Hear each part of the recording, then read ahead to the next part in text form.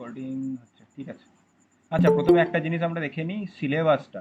সিলেবাসটা সবাই দেখেছে, আমাকে জাস্ট কনফার্ম করে, এইটা তোদের সিলেবাস তো? আমি ঠিকঠাক সিলেবাস ডাউনলোড করেছি তো তোদের? হ্যাঁ হ্যাঁ হ্যাঁ স্যার, হ্যাঁ, এটি সিলেবাস। ঠিক আছে। তো যেটা হচ্ছে, প্রথমে আমরা যে চ্যাপ্টারটা দিয়ে শুরু করব সেটা হচ্ছে অ্যাটমিক স্ট্রাকচার। অ্যাটমিক স্ট্রাকচারে যা সিলেবাস আছে সেটা তো বলছি, তবে একটা জায়গা থেকে এই চ্যাপ্টারটা খুবই ইম্পর্টেন্ট, সেটা হচ্ছে এই চ্যাপ্টারটা আবার গিয়ে যারা জিলেট দেবে, জিলেটের সিলেবাসের জন্য এটা খুব ইম্পর্টেন্ট, ঠিক আছে? জিলেটে এই চ্যাপ্টারটাই পড়তে হবে, এগুলোই পড়তে হবে। প্রথম এই জায়গাগুলো যেটা হ্যাঁ স্যার। রয়েছে এখান থেকে পড়তে হবে। বোর্ড থিওরি থেকে খুব সিম্পল একটা প্রশ্ন এসেছিল এবছর, ঠিক আছে? আর এইখানে আমরা যেটা দেখতে পাচ্ছি যে কি, কোয়ান্টাম নাম্বারস থেকে ইলেকট্রনিক কনফিগারেশন, এইখানে একটা প্রশ্ন এসেছে, মানে এখান থেকে দুটো প্রশ্ন। এবং এই যে হাইব্রিডাইজেশন এই জায়গাটা দেখা যাচ্ছে, এখান থেকে একটা প্রশ্ন এসেছে, মানে তিনটে। তাহলে অ্যাটমিক স্ট্রাকচার পড়লেই কিন্তু আমরা তিনটে প্রশ্ন আমরা কিন্তু ইমিডিয়েটলি অ্যান্সার করতে পারবো জিলেটের জন্য, ঠিক আছে? তো জিলেটের পার্সপেক্টিভ থেকেও এই হ্যাঁ চ্যাপ্টারটা স্যার। খুব ইম্পর্টেন্ট। সেই জন্য আমরা এমনি প্রথম চ্যাপ্টার থেকে শুরু করব, তারপরে তো এটা জিলেটের জন্য ইম্পর্টেন্ট, সেটা তো স্বাভাবিক। আর এখানে ওয়াটারটাও জানিস জিলেটে সিলেবাস আছে। তাছাড়া তোর ফুয়েলস লুব্রিক্যান্টসটা সিলেবাসে নেই। ইলেকট্রোকেমিস্ট্রি যেটা 5 নম্বর চ্যাপ্টার দেখা যাচ্ছে, ওটাও আমাদের নেই। অ্যাটমিক স্ট্রাকচার চ্যাপ্টারটা হুবহু ওটাই জিলেটের সিলেবাস, ঠিক আছে? তো অ্যাটমিক স্ট্রাকচারটা দিয়ে আমরা শুরু করব, ইম্পর্টেন্ট চ্যাপ্টার। তো ঠিক আছে, তার আগে 1 সেকেন্ড, আমি একটা পিডিএফ অন রাখতে ভুলে গেছি, আমি একবার দাঁড়া, 1 সেকেন্ড দ্বারা পিডিএফটা অন করে তোদের ওখান থেকে বেসিকটা বলি, তারপরে তো স্টার্ট। আগে হিস্ট্রিটা দেখি অ্যাটমিক স্ট্রাকচারের, কি হিস্ট্রি, ছোট্ট করে 2-4 মিনিট লাগবে, তারপরে আমরা মূল থিওরিতে ঢুকে যাব। 1 সেকেন্ড। হ্যাঁ স্যার, ঠিক আছে। হুম।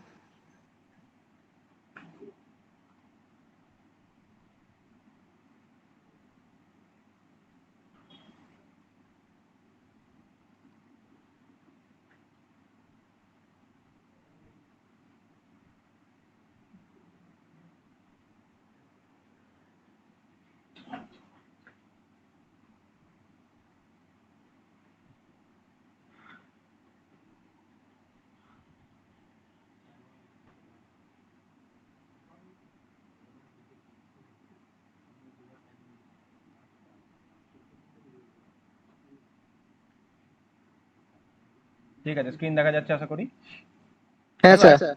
এইবার আমাদের যেটা পড়তে হবে, এখানে নোটটা আনসার্টিনিটি প্রিন্সিপাল পর্যন্ত, এই নোটটা জিলেটের জন্যই নোট, আমারই বানানো নোট, এমন কিছু হাইফাই জায়গা থেকে নেওয়া নয়। পাতি এনসিআরটি থেকে ছোট করে এই জিনিসটা তৈরি করা, এনসিআরটি আর ছায়া প্রকাশনী থেকে ছোট্ট করে এক জায়গায় করা।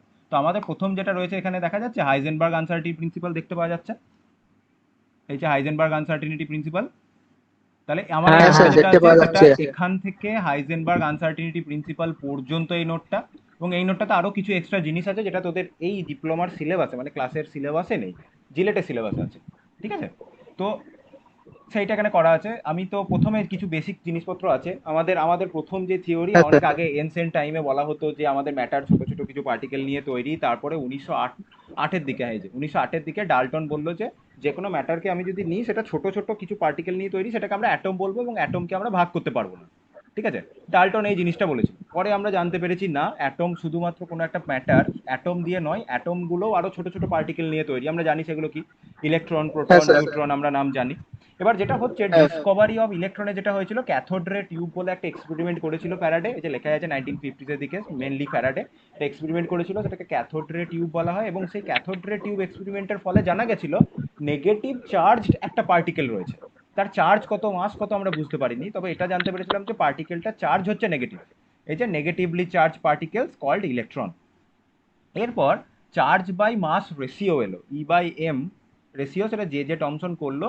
সেটা ই বাই এম রেশিও একটা জে জে টমসন 13 এক্সপেরিমেন্ট করে বার করলো। এবার এই ই বাই এম রেশিওটাকে কাজে লাগিয়ে মিলিকান কি করলো, ইলেকট্রনের চার্জ বার করলো আর ইলেকট্রনের মাস বার করলো।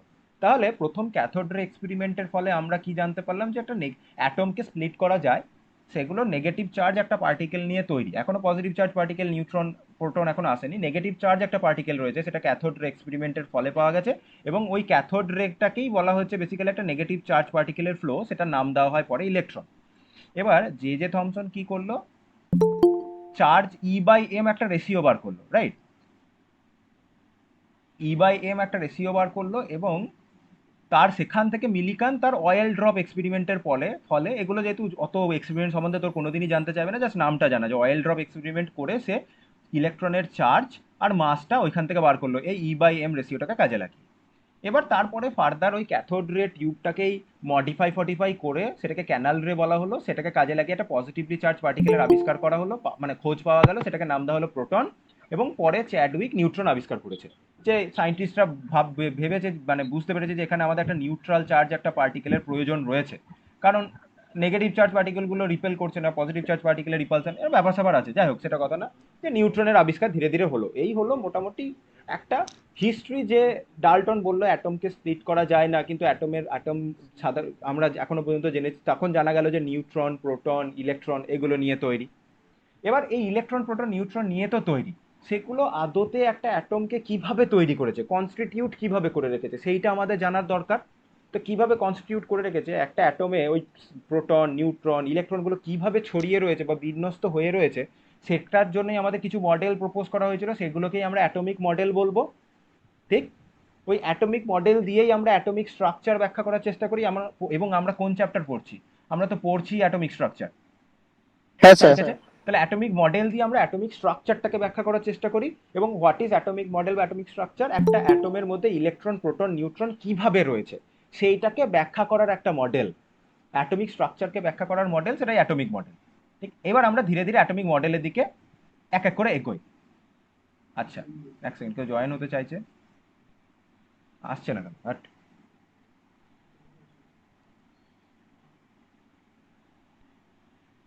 ও, অন হয়েই ছিল ব্যাকে। ঠিক আছে, এখানে দেখ তোদের সিলেবাসে যেটা করা রয়েছে, সরি, তোদের সিলেবাসে যেটা করা রয়েছে, তোদের সিলেবাসে শুরু করেছে কোথা থেকে? রাদারফোর্ড মডেল থেকে। ঠিক আছে, Rutherford model, Bohr theory. Bohr থিওরিটা তো সব থেকে বেশি ইম্পর্টেন্ট, যে পারবি বোর থিওরির মাথায় একটা স্টার দিয়ে নে, যত রাজ্যের প্রশ্নই বোর থিওরি থেকেই আসবে। তো বোর থিওরি থেকে আসবে, এবং বোর থিওরির সাহায্যে হাইড্রোজেনের স্পেকট্রার ব্যাখ্যা। তো রাদারফোর্ডের থিওরির আগেও আমাদের একটা থিওরি আছে, সেটা হচ্ছে জে জে থমসনের একটা পাম পুটিং মডেল। কারণ কি সায়েন্টিস্ট জে জে থমসন পাম পুডিং মডেল বা রেইজিন পুডিং মডেল বা ওয়াটারমেলন মডেল বলে একটা থিওরি দিল। সেই থিওরিতে কি বললো আমি তারপরে এই ছবিটা আমি ব্যাখ্যা করছি, কেন আমি এখানে তরমুজটা বা ওয়াটারমেলনটা নিয়ে আসা হয়েছে, সেই ব্যাখ্যাটা করছি। সেই ব্যাখ্যাটা অনেকটা জে জে থমসন কি বললো, যে আমাদের তিন টাইপের ফান্ডামেন্টাল পার্টিকেল আবিষ্কার হয়েছে। কি না? পজিটিভ চার্জ আমার পার্টিকেল রয়েছে, আমাদের নেগেটিভ চার্জ পার্টিকেল রয়েছে, আর একটা নিউট্রাল পার্টিকেল রয়েছে, দ্যাট ইজ নিউট্রন। আমাদের এই তিন টাইপের পার্টিকেল কিভাবে একটা সিস্টেমের মধ্যে রয়েছে, সেটাকে জে জে থমসন বলল, ধরে নাও আমাদের একটা পজিটিভ চার্জের স্ফিয়ার। ঠিক আছে, যে এখানে গোটাটা আমি এই যে কালার করে দিলাম লাল কালার, এটা টোটালটাই একটা পজিটিভ চার্জের স্ফিয়ার, টোটালটার চার্জ হচ্ছে পজিটিভ। তার মাঝে মাঝে ইলেকট্রনগুলো এরকম যে কোনো খুশি জায়গায় বিন্যস্ত হয়ে রয়েছে। ঠিক আছে, এবার বুঝতে পারা গেল কেন এটাকে ওয়াটারমেলন মডেল বলছে। কারণ ওয়াটারমেলন মডেল বলছে তার কারণ এইটাকে জে জে থমসন যে ধারণাটা দিয়েছিল, যে আমরা তরমুজের যেই জায়গাটা খাই টোটালটা একটা পজিটিভ চার্জের স্ফিয়ার ধরে নিয়েছিল, এবং তরমুজের যে বীজগুলো রয়েছে ওগুলো ইলেকট্রন, মানে যেমন খুশি তেমন ভাবে ইলেকট্রনগুলো রয়েছে। এই যে এখানে ছবিটা দেখা যাচ্ছে, টোটালটা লাল মতো যেটা রয়েছে সেটা আমার সব পজিটিভ পজিটিভ পজিটিভ লেখা আছে, মানে টোটালটা পজিটিভ চার্জ। মাঝখানে নেগেটিভ চার্জ ইলেকট্রনগুলো যেমন খুশি তেমন ভাবে বিন্যস্ত হয়ে রয়েছে। ঠিক আছে, তাহলে এই মডেলটা বোঝা গেল কি বলতে চেয়েছিল, কিরকম একটা অ্যাটমিক স্ট্রাকচার দিয়েছিল আমাদের জে জে থমসন। হ্যাঁ স্যার। হুম, তাহলে এই মডেলের কিছু ড্রব্যাক রয়েছে। এই মডেলের ড্রব্যাক হচ্ছে যে এই ঘটনাটা যদি ঘটতো, এই মডেলের ব্যাখ্যার থেকে সব থেকে যেটা ইম্পর্টেন্ট বেশি আমার, সেটা হচ্ছে এই মডেলের ড্রব্যাকটা। এই মডেলের ড্রব্যাকটা থেকেই আমাদের কার থিওরি আসবে? এই মডেলের ড্রব্যাকটাকে সারানোর জন্যই আমাদের রাদারফোর্ডের থিওরিটা আসবে, অ্যাটমিক মডেল। তার জন্য রাদারফোর্ডের মডেলটা কোথা থেকে এলো সেটা আমাদের জানতে হবে। তো প্রথম জে জে থমসন এরকম ওয়াটারমেলন মডেলের মতো একটা মডেল দিল, আমরা দেখতে পাচ্ছি কি ব্যাপার, টোটালটা পজিটিভ চার্জেস স্ফিয়ার, মাঝে মাঝে ইলেকট্রন। ঠিক আছে, এবার এই ব্যাখ্যাটা স্যাটিসফ্যাক্টরি নয়। রাদারফোর্ড একটা এক্সপেরিমেন্ট করেছিল, কি এক্সপেরিমেন্ট? আমরা সেটাকে বলি আলফা পার্টিকেলের স্ক্যাটারিং এক্সপেরিমেন্ট। ঠিক আছে, কি এক্সপেরিমেন্ট করেছিল? Alpha particle scattering experiment. ঠিক, আলফা পার্টিকেল কিছুই না, আলফা পার্টিকেল হচ্ছে হিলিয়াম। হিলিয়াম জানি আমরা সবাই, হিলিয়ামের নাম শুনেছি। হ্যাঁ স্যার শুনেছি। হ্যাঁ, তাহলে কিছু জিনিস আমাকে ক্লিয়ার কর আগে। অ্যাটমিক নাম্বার কি জিনিস? অ্যাটমিক নাম্বার কি জিনিস? প্রোটন সংখ্যা। Number of proton. এটা যেন সবারই মাথায় ঢুকে যায়, কারণ এই জিনিসটা প্রোটন লিখে দিচ্ছি, নাম্বার অফ প্রোটন। এই জিনিসটা কিন্তু এই চ্যাপ্টারে অনেকবার ইউজ হবে, বারবার ইউজ হবে, এবং এই চ্যাপ্টারে নাম্বার অফ প্রোটনকে আমরা জেড দিয়ে রিপ্রেজেন্ট করবো অনেক জায়গাতে। That is atomic number, atomic number বলবো, সেটা নাম্বার অফ প্রোটন। তাহলে হিলিয়ামের অ্যাটমিক নাম্বার কত? দুই। দুই। হিলিয়ামের অ্যাটমিক নাম্বার মানে সেন্টারে দুটো প্রোটন, তাহলে নিউট্রাল অবস্থায় ওর কটা ইলেকট্রন থাকবে, মানে সিস্টেমটা নিউট্রাল করে রাখতে গেলে কটা ইলেকট্রন? দুটো স্যার। দুটো ইলেকট্রন, ঠিক।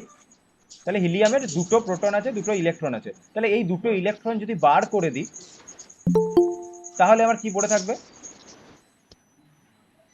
দুটো He2 প্রোটন বলছি, plus সরি হয়েছে। সরি, হ্যাঁ দুটো ইলেকট্রন, প্রোটন বলছিলাম, সরি, দুটো ইলেকট্রনকে যদি বার করে দিই তাহলে হিলিয়াম 2+, তাই তো? সবাই বুঝতে পেরেছি দুটো ইলেকট্রন বেরোলে কেন 2+? না বুঝতে পারিস নি? স্যার একবার বলুন। বলছি হিলিয়াম থেকে, হিলিয়ামের তো কি করে বুঝলাম হিলিয়ামের নিউট্রাল স্টেটে দুটো ইলেকট্রন? কারণ হিলিয়ামের অ্যাটমিক নাম্বার হচ্ছে 2, মানে প্রোটন নাম্বার 2, হ্যাঁ তাহলে ওই দুটো প্রোটনকে নিউট্রাল করার জন্য, এটা তো দুটো পজিটিভ চার্জ, এই দুটো পজিটিভ চার্জকে হ্যাঁ স্যার। নিউট্রাল করার জন্য আমার অরবিটালে কটা ইলেকট্রন দরকার? দুটো ইলেকট্রন দরকার, হ্যাঁ দুটো ইলেকট্রন দরকার, তাহলে তবে নিউট্রাল আছে, তার জন্যই বুঝেছি অ্যাটমিক নাম্বার যতটা, মানে যতগুলো সেন্টারে প্রোটন থাকে আমার আউটার অরবিটালে ততগুলো ইলেকট্রন থাকে নিউট্রাল অবস্থায়। এবার এই দুটো ইলেকট্রনকে তুই বার করে দিলি, তাহলে এই সেন্টার আউটার অরবিটালে কোনো ইলেকট্রনই নেই, তাহলে কি পড়ে রয়েছে? ওভারঅল দুটো পজিটিভ চার্জ। তাই দুটো। তাই কারোর কাছ থেকে ইলেকট্রন বেরিয়ে গেলে আমার কি পড়ে থাকে? টু পেরাস 2+ পড়ে থাকে, কারণ পজিটিভ। দুটো পজিটিভ চার্জ পড়ে রয়েছে, কারণ ভাব দুটো পজিটিভকে দুটো নেগেটিভ নিউট্রাল করছিল, তাই তো? এবার একটা একটা নেগেটিভকে সরিয়ে দিলাম, যেটা -1 করে দিলাম, তাহলে সিস্টেমটাতে একটা একটা ওভারঅল পজিটিভ বেড়ে গেল তো। হ্যাঁ আবার আরেকটা ইলেকট্রনকেও তুই বার করে দিলি, সেকেন্ড ইলেকট্রনটাকেও ধরে বার করে দিলি, তাহলে ওভারঅল পজিটিভ কি হয়ে গেল? 2+ হয়ে গেল না? দুটো টু প্রোটন পেরাস। এক্সট্রা হয়ে গেল। তার জন্যই বলছি হিলিয়াম থেকে আমরা যদি দুটো ইলেকট্রন বার করে দিই, -2 ইলেকট্রন, উপরে মাইনাস দিয়েছি, এটা হচ্ছে ইলেকট্রনের চার্জ, আর -2 লিখছি হ্যাঁ মানে দুটো ইলেকট্রনকে বার করছি, তখন হিলিয়ামের চার্জ কি হয়ে যাবে? 2+, তাই তো? হ্যাঁ স্যার বুঝতে পেরেছি একবার। বুঝতে পারা গেছে? এইটাই হচ্ছে আমাদের আলফা পার্টিকেল। হুম, আলফা পার্টিকেল হ্যাঁ স্যার। Nothing but helium 2+। এটা ক্যাটায়ন হয়ে যাচ্ছে। হ্যাঁ অবশ্যই, এটা হচ্ছে আলফা পার্টিকেল, এইটা তোকে স্যার বোঝানোর কথা। হ্যাঁ বল। স্যার ইলেকট্রন যদি বেরিয়ে যায় তাহলে তো ক্যাটায়ন হচ্ছে পজিটিভ, আর ইলেকট্রন যদি এন্টার করে তাহলে তো নেগেটিভ হচ্ছে নেগেটিভ অ্যানায়ন। হচ্ছে, আমার তো বেরিয়ে গেছে, এই তো বলেছি তো, -2e-, মানে দুটো ইলেকট্রন বেরিয়ে যাচ্ছে। ঠিক আছে। ওটাই, কারণ সেন্টারে প্রোটনটা তখন এক্সট্রা হয়ে যাচ্ছে, যতগুলো প্রোটন এক্সট্রা ততগুলো পজিটিভ চার্জ ঘাড়ে চাপছে, দুটো ইলেকট্রন বেরিয়ে গেল, দুটো প্রোটন এক্সট্রা হয়ে যাচ্ছে, মানে তাদেরকে নিউট্রাল করার মতো কেউ নেই, তাই সিস্টেমটার চার্জ ওভারঅল 2 পজিটিভ হয়ে যাচ্ছে। ঠিক আছে, সবাই বুঝতে পারা গেছে? কারণ এই জিনিসটা বুঝতে হ্যাঁ হবে, স্যার। এর পরে পরে ফার্দার ইউজ হবে। তাহলে এইটাই হচ্ছে আমাদের আলফা পার্টিকেল। ঠিক আছে? হ্যাঁ স্যার ঠিক আছে। তাহলে এইটাই হচ্ছে আমার আলফা পার্টিকেল। আলফা পার্টিকেল হচ্ছে পজিটিভ চার্জ একটা কণা যার স্রোত, ঠিক আছে, যেটা যেটা ওভারঅল হচ্ছে হিলিয়াম 2+। তাহলে আলফা পার্টিকেল হচ্ছে পজিটিভ চার্জ একটা স্রোত। ভালো কথা। এবার রাদারফোর্ড যে এক্সপেরিমেন্টটা করেছিল, রাদারফোর্ড এক্সপেরিমেন্টে কি করেছিল, এই ছবিটা জুম ইন করলেই দেখতে পাওয়া যাবে, এই ছবিটা জুম ইন করলেই দেখতে পাওয়া যাবে। রাদারফোর্ড এক্সপেরিমেন্টে করেছিল, একটা গোল্ডের ফয়েল নিয়েছিল, মানে পাতলা গোল্ড সিট নিয়েছিল, ছবি দেখতে পাওয়া যাচ্ছে, পাতলা একটা গোল্ডের সিট নিয়েছিল, তার মধ্যে থেকে একটা এখানে একটা স্লিট, মানে একটা ছোট্ট মতো ফাঁকা জায়গা, এই টোটালটা ঘিরেছে এরকম একটা ছোট্ট মতো জায়গা, যেটার মধ্যে দিয়ে আলফা পার্টিকেলটা পাস করবে, ঠিক আছে। আর এটা হচ্ছে আলফা পার্টিকেলের একটা সোর্স। এখানে কেন লেড বক্স লিখেছে, রেডিও অ্যাক্টিভ সাবস্টেন্স লিখেছে, কারণ আলফা পার্টিকেল আলফা বিটা গামারে রেডিও অ্যাক্টিভ সাবস্টেন্স থেকে বেরোয়, সেটা জানার দরকার নেই আমার। এটা একটা হচ্ছে আলফা পার্টিকেল তৈরি করতে পারে এরকম একটা সোর্স। এবার সেই সোর্স থেকে আলফা পার্টিকেলটা ছাড়া হলো, গোল্ড ফয়েলে আলফা পার্টিকেলটা ডাইরেক্ট হিট করবে, করবে। এরপরে রাদারফোর্ড কিছু অবজারভেশন পেয়েছিল, সেই অবজারভেশনের উপরেই আমার এই টোটাল এক্সপেরিমেন্টটা দাঁড়িয়ে রয়েছে। ঠিক আছে, সেই অবজারভেশনটা কি ছিল, সেই অবজারভেশনটা আমরা দেখি। সেই অবজারভেশনটা ছিল যে, আমি একটা আগে আগে ডায়াগ্রামটা আমি ড্র করে দিই, তাহলে আমি অবজারভেশনটা বোঝাতে সুবিধা হবে। প্রথম অবজারভেশন দেখেছিল, most of the alpha particle যে পাথে গেছে সোজাসুজি বেরিয়ে গেছে। ঠিক আছে, most of the alpha particle 99%, 99% alpha particle, মাইকটা অফ কর, করেছিস? হ্যাঁ, তাহলে most of the alpha particle যে পাথে গেছিল সে পাথেই সোজাসুজি বেরিয়ে চলে যাচ্ছে, রাইট। এবার আমি কি বললাম, আলফা পার্টিকেল হচ্ছে পজিটিভ চার্জড, তাহলে পজিটিভ চার্জকে রিপেল কে করতে পারে? Positive charge. পজিটিভ চার্জকে পজিটিভ চার্জ রিপেল করবে, নেগেটিভ চার্জটা অ্যাট্রাক্ট করবে, তাহলে most of the alpha particle সোজাসুজি বেরিয়ে যাচ্ছে, মানে ওদেরকে রিপেল করার মতো কেউ নেই, জায়গাগুলো ফাঁকা। মোস্ট অফ দ্য জায়গা ফাঁকা, তাহলে অ্যাটমের মোস্ট অফ দ্য জায়গা ফাঁকা, ওকে রিপেল করার মতো কেউ নেই। প্রথম অবজারভেশন। সেকেন্ড অবজারভেশন দেখাচ্ছে যে খুব সামান্য পরিমাণ আলফা পার্টিকেল যে পাথে গেছে অলমোস্ট সে পাথে বা মানে একই পাথে, অথবা কোনো কোনো বইয়ে লেখা থাকে সোজা গিয়ে এরকম একটা অ্যাঙ্গেলে বেরিয়ে গেছে, ঠিক আছে? মানে মোদ্দা কথা যে পাথে গেছে অলমোস্ট সে পাথেই ব্যাক করে গেছে। তাহলে প্রথম কথা হচ্ছে ব্যাক করে গেছে, মানে ওকে বাউন্স ব্যাক করিয়ে দিচ্ছে। পজিটিভ চার্জকে বাউন্স ব্যাক করাতে পারবে কে? পজিটিভ চার্জ একটা জায়গা। পজিটিভই। হ্যাঁ, তাহলে ওকে বাউন্স ব্যাক করাচ্ছে, তার মানে ও যেখান থেকে বাউন্স ব্যাক হয়ে আসছে সেখানে পজিটিভ চার্জ একটা কিছু জায়গা রয়েছে, সেন্টার রয়েছে। এবং সেকেন্ড কথা হচ্ছে খুব সামান্য পরিমাণ আলফা পার্টিকেলকে ব্যাক করাচ্ছে, তার মানে ওই পজিটিভ চার্জটা খুব ছোট্ট একটা জায়গার মধ্যে রয়েছে। হুম হুম। এইটা দুটো কথা। তার প্রথম কথা হচ্ছে most of the alpha particle সোজাসুজি বেরিয়ে যাচ্ছে, তাহলে ওই আলফা পার্টিকেলগুলোকে রিপেল করার মতো কেউ নেই, তাহলে অ্যাটমের মোস্ট অফ দ্য জায়গায় ফাঁকা। এবং আলফা পার্টিকেল একটা পজিশন থেকে পুরোপুরি 180 ডিগ্রি, মানে এটা হিসেব পর্যন্ত যে পাথে যাচ্ছে সে পাথেই ব্যাক করে যাচ্ছে, সে পাথে রিপেল করে যাচ্ছে, মানে ওকে পজিটিভ চার্জ কোনো সেন্টার রিপেল করছে এবং খুব অল্প পরিমাণ আলফা পার্টিকেল রিপেল করছে। তার মানে এটা কি? পজিটিভ চার্জটা খুব ছোট। পজিটিভ চার্জটা যদি সাইজে বড় হতো তাহলে আমরা কি দেখতে পেতাম? পজিটিভ চার্জটা তো ছোট নয়, পজিটিভ চার্জটা এত বড়, তাহলে অনেক আলফা পার্টিকেল ব্যাক করে যেত, তাই তো? খুব অল্প পরিমাণ আলফা পার্টিকেল ব্যাক করছে, তার মানে পজিটিভ চার্জটা খুব ছোট জায়গায়, এবং আলফা পার্টিকেলকে ব্যাক করে দিচ্ছে, মানে সেটা তো পজিটিভ চার্জ, স্বাভাবিক। এইবার তাহলে রাদারফোর্ডের এক্সপেরিমেন্টটা আমরা মোটামুটি বুঝতে পেরেছি, এই অবজারভেশন করতে পেরেছে। আর কিছু দেখা গেছে যেগুলো এর কাছাকাছি গেছে সেগুলো এরকম একটা সার্টেন অ্যাঙ্গেলে ডিফ্লেকশন হয়েছে, ঠিক আছে? এরকম ডিফ্লেকশন দেখা গেছে, সেটা তো আলাদা কথা, সে তো ডিফ্লেকশন হবেই, পজিটিভ পার্ট ওকে ডিফ্লেক্ট করছে। এবার তাহলে এখান থেকে মূল যেটা আমার অবজারভেশন, মানে মূল যেটা আমি ইনফারেন্স টানতে পারি, প্রথমেই বলে দিলাম, আমি আরেকবার রিপিট করছি, মোস্ট অফ দ্য অ্যাটম আমার তাহলে কি empty, most of the atom yes, ফাঁকা। এমটি, ফাঁকা। আর সেকেন্ডটা কি? স্মল, মাঝে একটা পজিটিভ কণা হ্যাঁ, আছে, এটা হচ্ছে স্মল নিউক্লিয়াস। পজিটিভ চার্জ একটা সেন্টার রয়েছে, তাই তো? এই দুটো। তাহলে জে জে থমসনের মডেলে আমরা কি দেখেছিলাম? পজিটিভ চার্জটা কি হয়েছে, গোটা অ্যাটম জুড়ে ছড়িয়েছিল, তাই তো? তাই তো বললো, একটা টোটাল অ্যাটমিক চার্জ, পজিটিভ চার্জের স্ফিয়ার, তার মধ্যে ইলেকট্রনগুলো এমবেডেড। এখন কি বুঝলাম? না, পজিটিভ চার্জটা গোটা অ্যাটম জুড়ে নেই, অ্যাটমের থেকে অ্যাটমের মাঝে খুব ছোট্ট একটা জায়গায় পজিটিভ চার্জটা রয়েছে। তাহলে পজিটিভ চার্জের পজিশনটা ডিফাইন হলো, ইলেকট্রনের পজিশন ডিফাইন হলো, ইলেকট্রনের পজিশন এখনো ডিফাইন হয়নি। ওই ইলেকট্রনের পজিশনকে ডিফাইন করার জন্যই আমার কার থিওরি আসবে? বোরের থিওরি আসবে। কিন্তু এখনো এই থিওরি নিয়ে আমার বেশ কিছু কাজ কারবার বাকি আছে, তবে কি আমরা তারপরে বোর থিওরিতে ঢুকবো। কারণ এই থিওরির ড্রব্যাকটাই হচ্ছে ইলেকট্রনের পজিশন বলতে পারে না, অ্যাটমের স্থায়িত্ব বলতে পারে না। অবজারভেশনটা বুঝলাম যে টোটালটা জুড়ে পজিটিভ চার্জ নেই, ছোট্ট একটা জায়গায় পজিটিভ চার্জ আছে, আর মোস্ট অফ দ্য অ্যাটম ফাঁকা। আমরা একটা জিনিস দেখবো, টোটাল অ্যাটমের থেকে নিউক্লিয়াস 1,00,000 গুণ ছোট, 10⁶ স্মল নিউক্লিয়াস। বুঝতে পারা যাচ্ছে? নিউক্লিয়াস হচ্ছে 1,00,000 গুণ ছোট, 10⁶ স্মল। মানে আমি যদি একটা ফুটবল স্টেডিয়ামের কথা বলি, তার মাঝখানে যেখানে ফুটবলটা কিক অফ হয়, সেই মাঝখানে তুই একটা চেরি নিয়ে দাঁড়িয়ে আছিস, ওই চেরিটা হচ্ছে নিউক্লিয়াস, আর গোটা স্টেডিয়ামটা হচ্ছে অ্যাটম। তাহলে বুঝতে পারা যাচ্ছে নিউক্লিয়াসটা কতটা ছোট্ট, এবং ওইখানে পজিটিভ চার্জগুলো রয়েছে, এবং ওই অতটা হাইলি ডেন্স পজিটিভ চার্জ বলেই অত দূরের ইলেকট্রনগুলোকেও কিন্তু ও বাইন্ড করে রাখতে পারে। ঠিক। এবার আমরা দেখি কিছু প্রবলেম, দেখি কিছু প্রবলেমটা হচ্ছে, এটা একটা জেই মেন্সেরই প্রশ্ন, কিন্তু তোদের কনসেপ্ট ক্লিয়ার করার জন্য আমার বলাটা একদমই দরকার। এবার তোদের মধ্যে দেখি এক্সপেরিমেন্টটা ঠিকঠাক বুঝতে পেরেছিস নাকি।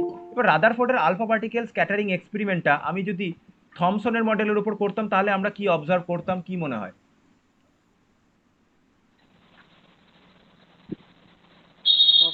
মানে তাহলে স্যার ইয়ে তো বেশিরভাগ আলফা কণায় রিপেল হয়ে ফিরে যেত। আগের এক্সপেরিমেন্টটা একদম সঠিক বুঝেছিস বলে এই কথাটা বললি, এটা থেকে আমি স্যাটিসফাইড যে আগের এক্সপেরিমেন্টটা বুঝতে পেরেছিস। কিন্তু এখানে একটা ফান্ডা আছে, সেটা বলার জন্য আমি এই কথাটা বললাম, ঠিক আছে? ফান্ডাটা হচ্ছে, একটা কথা ভাব, একটা অ্যাটমের যদি কথা ভাবি, আমি যদি লিথিয়ামের কথা বলি, লিথিয়ামের অ্যাটমিক নাম্বার হচ্ছে 3, মানে ওর সেন্টারে 3টে প্রোটন। হুম, হ্যাঁ স্যার। জে জে থমসনের মডেল অনুযায়ী এই 3টে ফোটন টোটাল অ্যাটম জুড়ে ছড়িয়ে রয়েছে, এই 3টে প্রোটনই তো আমার পজিটিভ চার্জের জন্য দায়ী, আর তো কেউ নেই পজিটিভ চার্জ, তাহলে এই 3টে ফোটন পজিটিভ চার্জের জন্য গোটা অ্যাটম জুড়ে ছড়িয়ে রয়েছে এইভাবে। কিন্তু রাদারফোর্ডের থিওরি অনুযায়ী কি ওই 3টে ফোটন খুব ছোট্ট একটা জায়গার মধ্যে রয়েছে? হ্যাঁ, তাহলে ভাব 3টে প্রোটন যখন ছোট্ট অবস্থায় জায়গায় রয়েছে আর গোটা অ্যাটম জুড়ে ছড়িয়ে রয়েছে, কোন জায়গাটায় ডেন্স পজিটিভ চার্জটা? স্যার রাদারফোর্ডের ওখানটা। হ্যাঁ, তাহলে এইখানে পজিটিভ চার্জটা মোর ডেন্স, তাই তো? এইখানে অনেক ডিসপার্স হয়ে রয়েছে, পাতলা হয়ে রয়েছে। আর আমি কি বললাম, আলফা পার্টিকেল হচ্ছে হিলিয়াম 2+, মানে এটাও হচ্ছে হাইলি পজিটিভ চার্জ। আমাদের যে অবজারভেশনটা দেখবো, আমরা অবজারভেশনটা দেখবো most of the alpha particle সোজাসুজি বেরিয়ে চলে গেছে, ঠিক আছে? Most of the alpha particle দেখা যাচ্ছে না কালারটা, most of the alpha particle সোজাসুজি পাথে বেরিয়ে চলে গেছে। এইটা আমরা এখানে অবজারভেশন দেখবো, কারণ এই পজিটিভ চার্জটার ক্ষমতাই নেই এত হাইলি পজিটিভ, মানে এই সেন্টার যে ডিসপার্স করে গেছে নীল পজিটিভ চার্জের যে স্ফিয়ারটা, তার ক্ষমতাই নেই যে আলফা পার্টিকেলের মতো এত হাইলি পজিটিভ চার্জকে আটকে দিক বা রিপেল করুক, ঠিক আছে? এইটা অবজার্ভ করা যাবে, ঠিক আছে? আর পজিটিভ চার্জ আছে তো তাই সোজাসুজি যাবে না, হিসাব মতো একটু খুব সামান্য অ্যাঙ্গেলের, একটু খুব সামান্য অলমোস্ট 0 ডিগ্রির কাছাকাছি অ্যাঙ্গেলে ডিফ্লেকশন হবে, এরকম একটা অবজারভেশন দেখতে পাওয়া যাবে। বোঝা গেল? মানে স্যার পাম্প পুডিং মডেলের উপর থেকে যদি আলফা কণা ফেলানো হয় তাহলে বলছেন আঁকা বাঁকা হয়ে বেরিয়ে যাবে, কিন্তু যাবে। যাবে খুব আঁকা বাঁকা হলেও খুব সামান্য, মানে যেটাকে ধরাই চলে না ডিফ্লেকশন। তার কারণটা হচ্ছে পজিটিভ চার্জটা অনেক পাতলা হয়ে যাচ্ছে এখানে, টোটাল ওই তিনটে ঘনত্বটা প্রোটনই তো, কম বলছেন। হ্যাঁ, পজিটিভ চার্জের ক্ষমতাটা ওখানে কমে গেছে, কারণ ওই তিনটে প্রোটনই গোটা এত বড় অ্যাটম জুড়ে ছড়িয়ে গেছে। আর এখন ওই তিনটে প্রোটন রাদারফোর্ডের থিওরি অনুযায়ী 1,00,000 গুণ ছোট একটা জায়গায় আছে, ভাব। ঠিক। তা অনেক ডিসপার্স করে যাচ্ছে। তো এই প্রশ্নটা যেই মেন্সে এসেছিল, এবং এটা এনটিআর অ্যান্সার কি দেখেই বলছি, ঠিক আছে? চিন্তা নেই, এটা ঠিকই বলছি, এটা কোনো বইয়ে লেখা থাকবে না। তো এটা কনসেপ্ট ক্লিয়ার করার জন্য দরকার। তাহলে দুটো থিওরি আমরা বুঝতে পেরে গেছি খুব ভালোভাবে, রাদারফোর্ডের থিওরি আর জে জে থমসন। হ্যাঁ স্যার। একদম। এবার আমাদের যেটা খুব ইম্পর্টেন্ট সেটা আসবে ড্রব্যাক। ড্রব্যাক থেকেই আমাদের বোরের থিওরি আসবে, ঠিক? রাদারফোর্ডের থিওরি ড্রব্যাকটা হচ্ছে, রাদারফোর্ড বলেছিল হ্যাঁ কোনো অসুবিধা নেই, সূর্যকে সেন্টার করে যেমন পৃথিবী বা অন্য প্ল্যানেটগুলো ঘোরে, ইলেকট্রনও ওইভাবেই ঘুরছে নিউক্লিয়াসকে সেন্টার করে, ওই পজিটিভ চার্জকে সেন্টার করে নেগেটিভ চার্জ পার্টিকেলগুলো ওরকম অরবিটালে ঘুরছে। কিন্তু গল্পটা ঝামেলাটা সেইখানে আছে, ঝামেলাটা হচ্ছে কোনো চার্জ পার্টিকেল যদি অ্যাক্সেলারেটেড কন্ডিশনে থাকে, দ্যাট ইজ সার্কুলার মোশনে যদি ঘোরে, বা অ্যাক্সেলারেটেড কন্ডিশনে তুই যদি বলিস, তাহলে তার আশেপাশে কি করে সে, ম্যাক্সওয়েলের মানে ক্লাসিক্যাল মেকানিক্স অনুযায়ী অ্যাক্সেলারেটেড পার্টিকেল হলে সে কন্টিনিউয়াসলি নিজের এনার্জিটা, ধর এখানে আছে সার্কুলার পাথে ঘুরলে সে কন্টিনিউয়াসলি এনার্জি এমিট করে একটা টাইমে সেন্টারে এসে, দ্যাট ইজ নিউক্লিয়াসে এসে পড়ে যেত, ঠিক আছে? এটা ম্যাক্সওয়েলের তরঙ্গ তত্ত্ব, ইলেকট্রোম্যাগনেটিক থিওরি, ক্লাসিক্যাল মেকানিক্স ফিজিক্সের, এটা হতো। কিন্তু প্ল্যানেটের ক্ষেত্রে কেন হয় না? পৃথিবী, সূর্য কথা বাদে পৃথিবী, মঙ্গল, বুধ যা আছে প্ল্যানেটগুলো, তারা কি চার্জ পার্টিকেল নাকি? তারা তো চার্জ পার্টিকেল নয়। কিন্তু ইলেকট্রনটা তো চার্জ পার্টিকেল। তাহলে চার্জ পার্টিকেল যদি সার্কুলার বা অ্যাক্সেলারেটেড কন্ডিশনে থাকে, তাহলে সে কন্টিনিউয়াসলি এনার্জি এমিট করে। এইটা ওয়ার্ডটা আমার খুব ইম্পর্টেন্ট, কন্টিনিউয়াসলি। কন্টিনিউয়াসলি তাহলে এনার্জি এমিট করতো, কন্টিনিউয়াসলি যদি এনার্জি এমিট করে তাহলে সে এসে একটা টাইমে নিউক্লিয়াসে এসে পড়ে যেত। তাহলে ইলেকট্রনটা যদি নিউক্লিয়াসে এসে পড়ে যায় তাহলে তো অ্যাটমটাই কোল্যাপস করে যাচ্ছে, তাহলে অ্যাটমের কি কোনো এক্সিস্টেন্স থাকছে? না, থাকছে না। না স্যার। তাহলে অ্যাটমের যদি এক্সিস্টেন্স না থাকে, যদি অ্যাটমের এক্সিস্টেন্সই না থাকতো, আমরা আশেপাশে আমাদের চারিদিকে যে এত বস্তু জিনিসপত্র সব দেখতে পাই, তাহলে সেগুলো স্টেবল হয়ে আছে কি করে? তার মানে অ্যাটম স্টেবল। হ্যাঁ। তাহলে ইলেকট্রনগুলো ওরকম সার্কুলার পাথে ওইভাবে ঘুরছে না, কিছু অন্য ব্যাপার আছে, ঠিক আছে? এটা প্রথম ড্রব্যাক, যে অ্যাটমের স্টেবিলিটি ব্যাখ্যা করতে পারে না। আমার এখানে যেটা নোটটা বানানো আছে সেটা পড়লেই দেখতে পাবি, আমার মানে পরীক্ষায় অ্যান্সার করার মতো, এখানে এক্সপেরিমেন্ট করা আছে, তার অবজারভেশন দেওয়া আছে, এই যে এরকম বলেছিল ব্যাপারটা, ওই সার্কুলার পাথে যে যার মতো সার্কুলার পাথে ঘুরছে এরকম বলেছিল, মাঝখানে একটা পজিটিভ চার্জ রয়েছে। এটা হচ্ছে রাদারফোর্ডের মডেলের, তুই যদি এমনি ডায়াগ্রামটা করতে চাস। এর ড্রব্যাকটা হচ্ছে এইটা, কি হতো যে কন্টিনিউয়াসলি এনার্জি এমিট করতো, দিয়ে স্পাইরাল পাথে নিউক্লিয়াসে এসে পড়ে যেত, ঠিক আছে? কন্টিনিউয়াসলি এনার্জি এমিট করতো, এই কথাটা আমি বারবার জোর দিচ্ছি, তার রিজন আছে। তার রিজন হচ্ছে সেকেন্ড ড্রব্যাক হচ্ছে 2 নম্বর পয়েন্টটা ওটাই বলা আছে, যে সেকেন্ড ড্রব্যাকটাই আমি 3 নম্বরে দুটো পয়েন্টে ভাগ করেছি। এই যে লাইন স্পেকট্রা অফ অ্যাটম ব্যাখ্যা করা যায় না, এইটা আমার আরো একটা ইম্পর্টেন্ট পয়েন্ট। কেন লাইন স্পেকট্রা অফ এখানে পয়েন্ট দিলাম? এখানে কি বলা আছে দেখেছিস? লাইন স্পেক্ট্রাম মানে? বলছো, ওটাই তো ব্যাখ্যা করব। এখানে বলা আছে দেখ, and the hydrogen Spectra explain based on Bohr model. হাইড্রোজেনের লাইন স্পেকট্রাটাই আমরা বোর মডেল দিয়ে ব্যাখ্যা করব। রাদারফোর্ডের থিওরিতে আমরা লাইন স্পেকট্রা অফ অ্যাটম ব্যাখ্যা করতে পারি না। এইবারে আমি স্পেকট্রাতে ঢুকবো, বোরের থিওরিতে ঢোকার আগে আমাদের স্পেকট্রা সম্বন্ধে ধারণাটা খুব ক্লিয়ার থাকা দরকার। জিনিসটাই বুঝি না, 4টে ফর্মুলা মুখস্থ করে তো নিউমেরিক্যাল করেই ফেলবো, ফিজিক্যালি জিনিসটা কি স্যার সেটা আমাদের তো বুঝতে ওগুলো হবে। স্যার বল। আমাদের ওগুলো কি ইংলিশে মুখস্থ করতে লাগবে? তোদের সিলেবাস পরীক্ষায় কি মানে বাংলাতেও লেখা যায়? তাহলে বাংলায় লিখবি। ও তোদের পরীক্ষায় কি নিয়ম? আমাদের পরীক্ষা তো বাংলায়। বাংলা লেখা যায়? জানি না তো আমরা। তাহলে বই পড়তে গেলে তাহলে তো বাংলায় আমি স্যার এবার ফার্স্ট টাইপ। আর সেকেন্ড সেমিস্টার মনে হয় বাংলা করা যায়, থার্ড সেমিস্টার থেকে ইংরেজিতে হ্যাঁ হয়। হ্যাঁ স্যার, এটাই আমিও শুনছিলাম যে ফার্স্ট ফার্স্ট সেকেন্ড সেমিস্টার বাংলায় করা যায়, তারপর থেকে ইংলিশে করতে হবে একদম পুরো। Sir first second semester Bangla করে তো কোনো লাভ নেই, থার্ড সেমিস্টার ইংরেজি করতেই হবে। কিন্তু সেকেন্ড সেমিস্টারে মেথটা ইংলিশে দেখতে হয়। মানে আমার চয়েস থাকবে না, আমি যদি ইংলিশে লিখতে চাই লিখতে পারবো না? না স্যার। হ্যাঁ স্যার পারবেন, স্যার পারবেন। এটাই হ্যাঁ বলছি। স্যার, লেখা যায়। বাংলা ইংরেজি মানে দুটোতেই মানে লিখতে পারবো। বাংলা ইংরেজি দুটোতেই লেখা যায়, মানে ফার্স্ট সেমিস্টারে চয়েস দেয়, তুমি চাইলে বাংলাতেও লিখতে পারো, তবে হ্যাঁ, সেকেন্ড হ্যাঁ। সেমিস্টার থেকে আর হ্যাঁ, বাংলা হ্যাঁ, স্যার। হ্যাঁ চয়েসটা স্যার, থাকবে না। এটাই হ্যাঁ এটাই। হ্যাঁ। তার মানে তুই তো এমনিতেই মূল তোর সাবজেক্ট যেটা মূল যেটা ট্রেড তোদের, সেটা তো ইংলিশেই পড়ছিস, সেটা তো আর বাংলায় পড়ছিস না। হ্যাঁ স্যার, ইংলিশ। আচ্ছা। তাহলে এটা অসুবিধা কোথায়? সেই তো দুদিন বাদে যখন দু বছর বাদে জিলেট দিবি তখন তো সব ইংলিশেই। হ্যাঁ, সে হ্যাঁ, পড়াটা স্যার। ইংলিশেই করতে হবে। এবার আমি বই রেকমেন্ড করতে পারি, সব থেকে সুন্দর বই হচ্ছে ছায়া প্রকাশনীর বই, কিন্তু সবারই তো আর বাংলায়?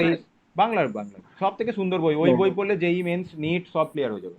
তো ব্যাটারটা হচ্ছে যে সবারই তো এইচএস এ সায়েন্স ছিল না, তাই তো? না স্যার, হ্যাঁ আর্টস স্যার। আমাদের।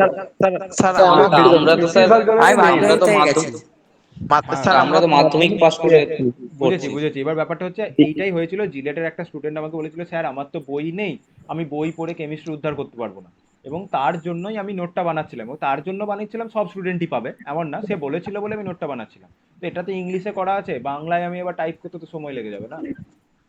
হ্যাঁ এই নোটটা আমি হ্যাঁ দিয়ে স্যার, দিতে ঠিক পারি। আছে, ইংলিশে স্যার ঠিক আছে।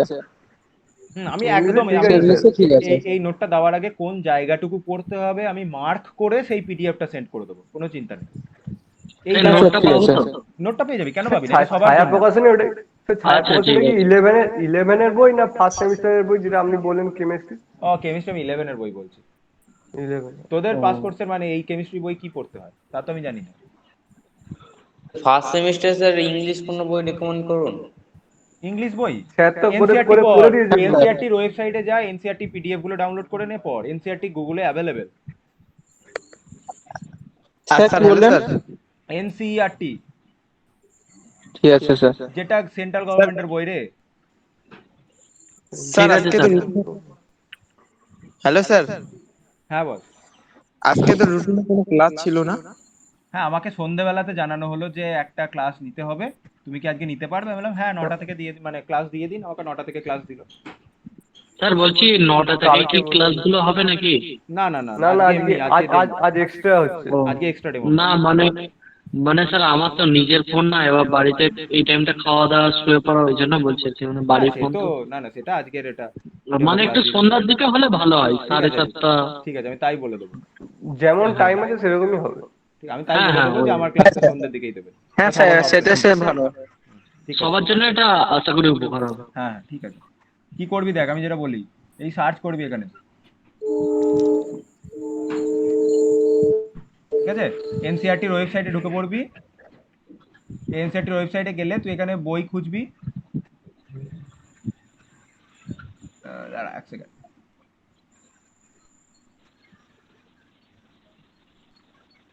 অথবা বাইজুস ওয়েবসাইটেও যেতে পারিস, এখানে ক্লাস সিলেক্ট করবি। কোন ক্লাস? 11। সাবজেক্ট কি আমার? কেমিস্ট্রি। বুক টাইটেল পার্ট 1, গো। এই দেখ, বই চলে এলো কেমিস্ট্রি। প্রতিটা চ্যাপ্টার দিয়ে আছে। প্রথম চ্যাপ্টারটা হচ্ছে আমার কি? প্রথম chapter some basic concept of chemistry. আমার সেকেন্ড চ্যাপ্টারটা হচ্ছে অ্যাটমিক স্ট্রাকচার। লোড হয়ে যাক। সে এরকম করে প্রিন্টেড বার করে নিলেই তো হয়। হ্যাঁ অবশ্যই।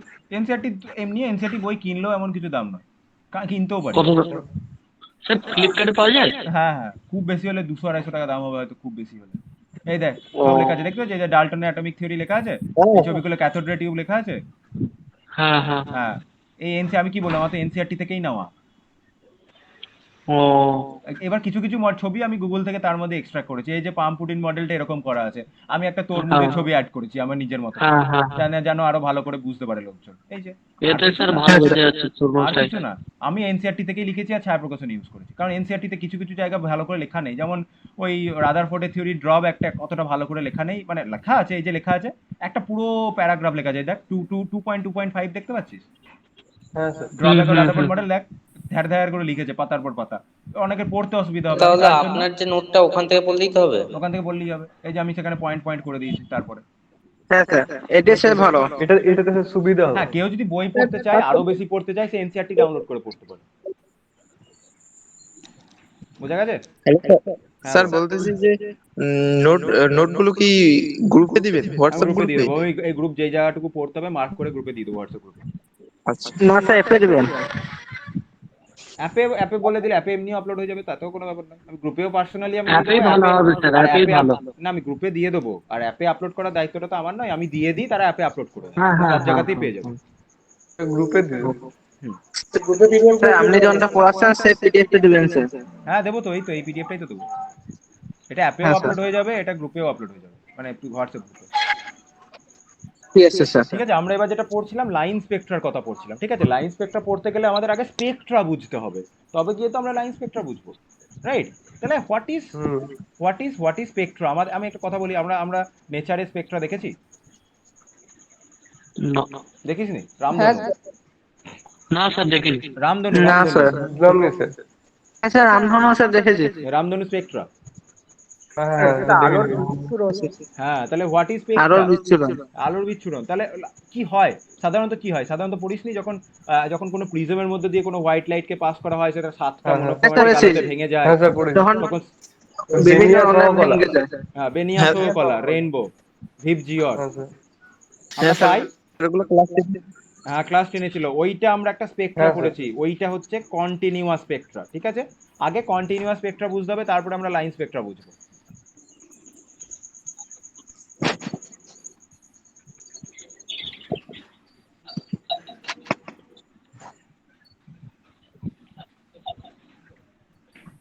আচ্ছা, এটা ভালো করে দেখ, এই দুটো স্পেকট্রা একটু চোখের সামনে ভালো করে দেখ। এমিশন ওয়ার্ডটার উপর এখন নজর দেওয়ার কোনো দরকার নেই, এমিশন ওয়ার্ডটার উপর আমরা এখন কোনো নজর দেবো না, এমিশন অ্যাবজর্পশন পরে দেখছি। ঠিক আছে, এই যে কন্টিনিউয়াস স্পেকট্রা আর নিচে লাইন স্পেকট্রা দেওয়া আছে, দুটোর মধ্যে তফাৎ দেখতে পাচ্ছিস? এইখানে কি কোথাও কোনো ব্রেকেজ রয়েছে, কালো কালো দাগ রয়েছে? না। না স্যার। টোটালটা একটা কন্টিনিউয়াস কালার। আমি যদি এখন হ্যাঁ। বলি টোটালটা হ্যাঁ, স্যার। কন্টিনিউয়াস কালার, কারণ ওই আমাদের ভিজিবল রেঞ্জ হচ্ছে 400 থেকে 750 ন্যানোমিটার। হ্যাঁ, এখন তো ওয়েভ লেন্থ কিছুই তোদের বলতে পারিনি, তাই একটু বুঝতে অসুবিধা, মানে ওয়ে প্রতিটা ফোটন পার্টিকেল রিলিজ করে, এসব ব্যাপার আছে। তাহলে আমি কথার কথা এখন বলছি, এই 400 থেকে 750 ন্যানোমিটার এটা আমাদের ভিজিবল রেঞ্জ। এবার 400-র কম ওয়েভ লেন্থ আর 750-র বেশি ওয়েভ লেন্থ তো সম্ভব। মাইকটাকে অন রেখেছি, অফ কর, বুঝতে পারছি। গাড়ি ফাড়ি যাচ্ছে। তো 400 থেকে 750 ন্যানোমিটার ওয়েভ লেন্থ, আমরা ওয়েভ লেন্থ পড়বো, এখনো পড়িনি, ফোটন পার্টিকেল পড়বো। আমি আপাতত বুঝি 750, এগুলো কিছু প্যারামিটার যেটা দিয়ে আমরা লাইট পার্টিকেল বা লাইটকে আমরা মেজার করি, তার এনার্জিকে মেজার করি, ওয়েভ লেন্থ, ফ্রিকোয়েন্সি, এসব দিয়ে। এখনো পড়িনি, পড়বো। এখন স্পেকট্রাটা বোঝার চেষ্টা করছি। 450 থেকে 750 এই ন্যানোমিটার ওয়েভ লেন্থের রেঞ্জেই আমরা চোখে দেখতে পাই। 400-র কমে এবং 750-র বেশি রেঞ্জেও তো লাইট ফোটন পার্টিকেল সম্ভব, ওয়েভ লেন্থের পার্টিকেলও তো সম্ভব। হুম। সেইগুলো আমরা চোখে দেখতে পাই না। আমরা ইউভি রে শুনেছি, হ্যাঁ। আমরা আইআর ইনফ্রারেড হ্যাঁ। শুনেছি, আমরা কসমিক শুনেছি, এক্স রে শুনেছি। হ্যাঁ এক্স স্যার, রে, শুনেছি। ইউভি, ওগুলো হ্যাঁ। হচ্ছে 450 থেকে কম ওয়েভ লেন্থে। আর মাইক্রোওয়েভে আমরা খাবার গরম করি, আমরা হ্যাঁ। এফএম, এএম, রেডিও ওয়েভ দিয়ে বেতার তরঙ্গ পাঠাই, ওইগুলো হচ্ছে সাড়ে হ্যাঁ চারশোর স্যার। বেশি ওয়েভ লেন্থের পার্টিকেল। ঠিক আছে, স্যার এক্স রে এগুলো সেগুলো তো রেডিও অ্যাক্টিভ হয়।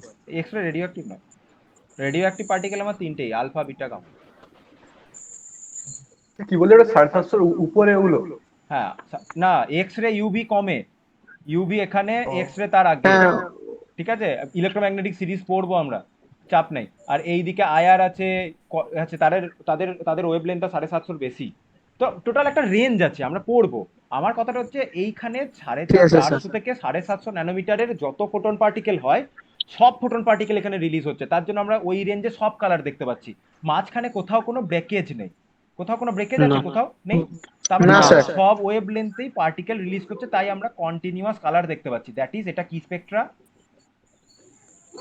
Continuous Spectra. Continuous spectrum. হ্যাঁ, আর এই স্পেকট্রাটা দেখতে পাচ্ছি সব রেঞ্জের কিন্তু ফোটন পার্টিকেল রিলিজ করেনি, ও কিছু কিছু হুম। রেঞ্জে রিলিজ করেছে। এই লাল, ধর আমি হ্যাঁ স্যার। কথার কথা বললাম, এই জায়গাটা এটা যদি 400 হয়, আমি বললাম ধর 400, এখানে তো 750, তাহলে মোটামুটি এই মাঝে মিডিল, তাহলে এটা কত হচ্ছে আন্দাজে?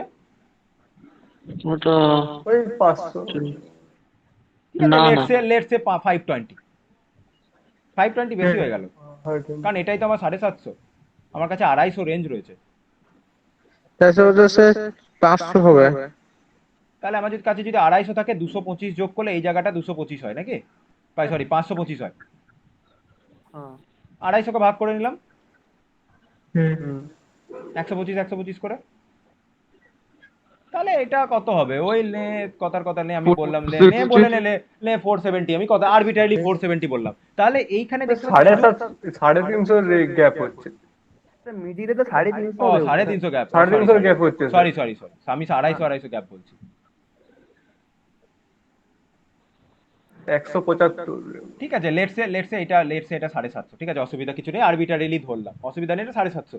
তার মানে কি হচ্ছে, এই 750 কাছাকাছি রেঞ্জে, 750 বলছি, 450 কাছাকাছি রেঞ্জে, 470 এই রেঞ্জে আমি একটা ফোটন পার্টিকেল পাচ্ছি, ওই রেঞ্জে ফোটনগুলো আসছে, তাই আমি সেইখানে কালার দেখতে পাচ্ছি। বাকি রেঞ্জগুলো তো আবার নেই। ধরে নে এই জায়গাটা আমার, ধরে নে আবার ধর 600 কাছাকাছি, 600 কাছাকাছি আবার লাল সবুজ দেখতে পাচ্ছি, আবার এই 750 কাছাকাছি লাল দেখতে পাচ্ছি।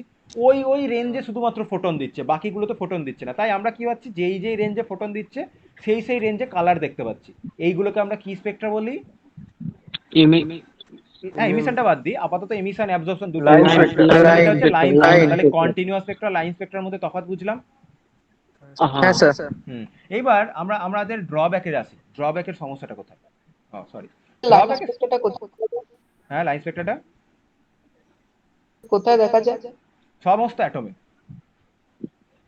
ওইটাই তো আসবো, ওইটাই তো আসতে চলেছি এবার। তোর এই প্রশ্নটার অ্যান্সারটাই তো ডিটেলে বোর্ডের থিওরি দেবে।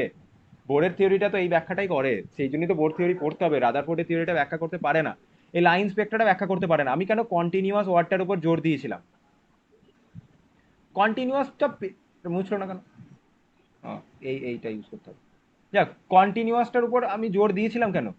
কন্টিনিউয়াস এনার্জি যদি এমিট করে তবে গিয়ে আমরা কন্টিনিউয়াস স্পেকট্রা পাই, ঠিক আছে? কন্টিনিউয়াস এনার্জি এমিট করলেই আমরা তবে কন্টিনিউয়াস স্পেকট্রা পাবো। কি বললাম, আমাদের একটা প্যারামিটার আছে, সেই প্যারামিটারের কথাটা দিয়ে আমরা এখানে ব্যাখ্যা করি যে প্রতিটা ইলেকট্রোম্যাগনেটিক ওয়েভের যে এনার্জি আছে, সেই এনার্জিটাকে ব্যাখ্যা এমিট মানে কি স্যার? এমিট মানে এমিট মানে কি? এমিট মানে নিঃসরণ করা। নিঃসরণ করা। ঠিক আছে, আমাদের একটা এনার্জির ইকুয়েশন আছে, E equal to H nu, পড়তে হবে, সেটাকেই বলতে পারি E equal to H C by lambda. এই ল্যামডাটাই হচ্ছে আমার ওয়েভলেন্থ, ঠিক আছে? এগুলো প্যারামিটার এই এনার্জিকে ব্যাখ্যা করার, ঠিক আছে? এবার কন্টিনিউয়াস এনার্জি কখন হবে? যখন ওই 400 থেকে 750, আমি ভিজিবল রেঞ্জের কথা বলছি, 400 থেকে 750 এই সমস্ত রেঞ্জে ল্যামডার যদি নিঃসরণ করে, তাহলে আমি কন্টিনিউয়াসলি এনার্জি পেতে থাকবো। 400, 401, 402, 405, 10, 15, 20 যত রেঞ্জে আছে সব রেঞ্জে যদি ফোটন রিলিজ করে, তাহলে আমি সব রেঞ্জে এনার্জি পাবো। সব রেঞ্জে যদি আমি এনার্জি পাই, তাহলে আমি কি স্পেকট্রা পাবো? সব রেঞ্জে লাইট পাবো, দ্যাট ইজ কন্টিনিউয়াস স্পেকট্রা। তাহলে কন্টিনিউয়াস স্পেকট্রা কি জিনিস? কন্টিনিউয়াস এনার্জি, তাই তো? এটা হ্যাঁ। তাহলে কন্টিনিউয়াসলি এনার্জি যদি এমিট করতো কোনো অ্যাটম, তাহলে আমরা কি স্পেকট্রা পেতাম? কন্টিনিউয়াস স্পেকট্রা পেতাম। কিন্তু আমরা পাই কি প্রতিটা অ্যাটমের জন্য? Line Spectra. তার মানে ও কন্টিনিউয়াসলি এনার্জি এমিট করে না। লেটস সে আমি আগের বার যেমন বললাম এটা 470, তাহলে এনার্জিটা কোথায় আছে? এইচ সি বাই ল্যামডার এখানে কি আছে? 470, সেই করসপন্ডিং এনার্জিটা দিচ্ছে, ঠিক আছে? সিটা আমি নিচে লিখে দিয়েছি, দেখেছিস তো? এইচ সি বাই ল্যামডা, এটা আমার ফর্মুলা। তাহলে ল্যামডাটা যদি 470 হয়, এই 470 করসপন্ডিং একটা এনার্জি দিচ্ছে, তাহলে সেই এনার্জিতে আমি পিক পাচ্ছি, মানে লাইট দেখতে পাচ্ছি। আবার ধর এইটা ধরে নে, আমি এই কথাটা বললাম, এটা ধর 700, তাহলে আবার E equal to H C by 700 এই রেঞ্জে করসপন্ডিং একটা এনার্জি দিচ্ছে, তাই আমি এখানে একটা লাল আলো দেখতে পাচ্ছি। তার মানে অ্যাটমের এক্সপেরিমেন্ট করে আমরা দেখতে পেয়েছি অ্যাটম কখনোই কন্টিনিউয়াস স্পেকট্রা দেয় না, প্রতিটা অ্যাটম সবসময় লাইন স্পেকট্রা দেয়, ঠিক আছে? তার মানে লাইন স্পেকট্রা দেয় মানেটা কি? লাইন স্পেকট্রা দেয় কথাটার মানে ওরা কন্টিনিউয়াসলি এনার্জি এমিট করে না, লাইন ভাবে এনার্জি এমিট করে। লাইন মানে ডিসকন্টিনিউয়াসলি এনার্জি এমিট করে। তার মানে মোদ্দা কথা যেটা বুঝলাম, কন্টিনিউয়াসলি এনার্জি এমিট করে না। আমার এক্সপেরিমেন্ট বলছে লাইন স্পেকট্রা পাওয়া যায়, তার মানে কন্টিনিউয়াসলি এনার্জি নয়। কন্টিনিউয়াস এনার্জি এমিট করলে তো আমরা কন্টিনিউয়াস স্পেকট্রা পেতাম। স্যার কন্ডিশনটা কি কন্টিনিউয়াস এনার্জি এমিট করার? সমস্ত ওয়েভলেন্থে ফোটন পার্টিকেল রিলিজ করতে হবে। ওটা একটু এটা ব্যাখ্যা বলা যেতে করুন পারে না। কি কখনো করে কখনো করে না? কখনো করে কখনো করে না বলতে অ্যাটমরা কখনোই করে না, সেই ব্যাখ্যাটাই তো আমরা শিখবো। আমাদের কাছে যদি হোয়াইট লাইট হয়, সেটা বিচ্ছুরণ করলে সে 400 থেকে 750 ওয়েভলেন্থের যত ফোটন পার্টিকেল হয়, সব রেঞ্জের ফোটন পার্টিকেল নিয়ে তৈরি। White light. তার জন্য ও। স্প্লিট হয়ে গেলে, প্রিজমের মধ্যে দিয়ে স্প্লিট হয়ে গেলে এক একটা রেঞ্জে আমরা আলো পেয়ে যাই, কারণ স্পিডটা চেঞ্জ হয়ে যায়। কিন্তু অ্যাটমের ক্ষেত্রে সেই জিনিসটা হয় না, সেই ব্যাখ্যাটা বুঝবো, এখনো তো আমরা ইলেকট্রনিক লেভেল শিখিনি।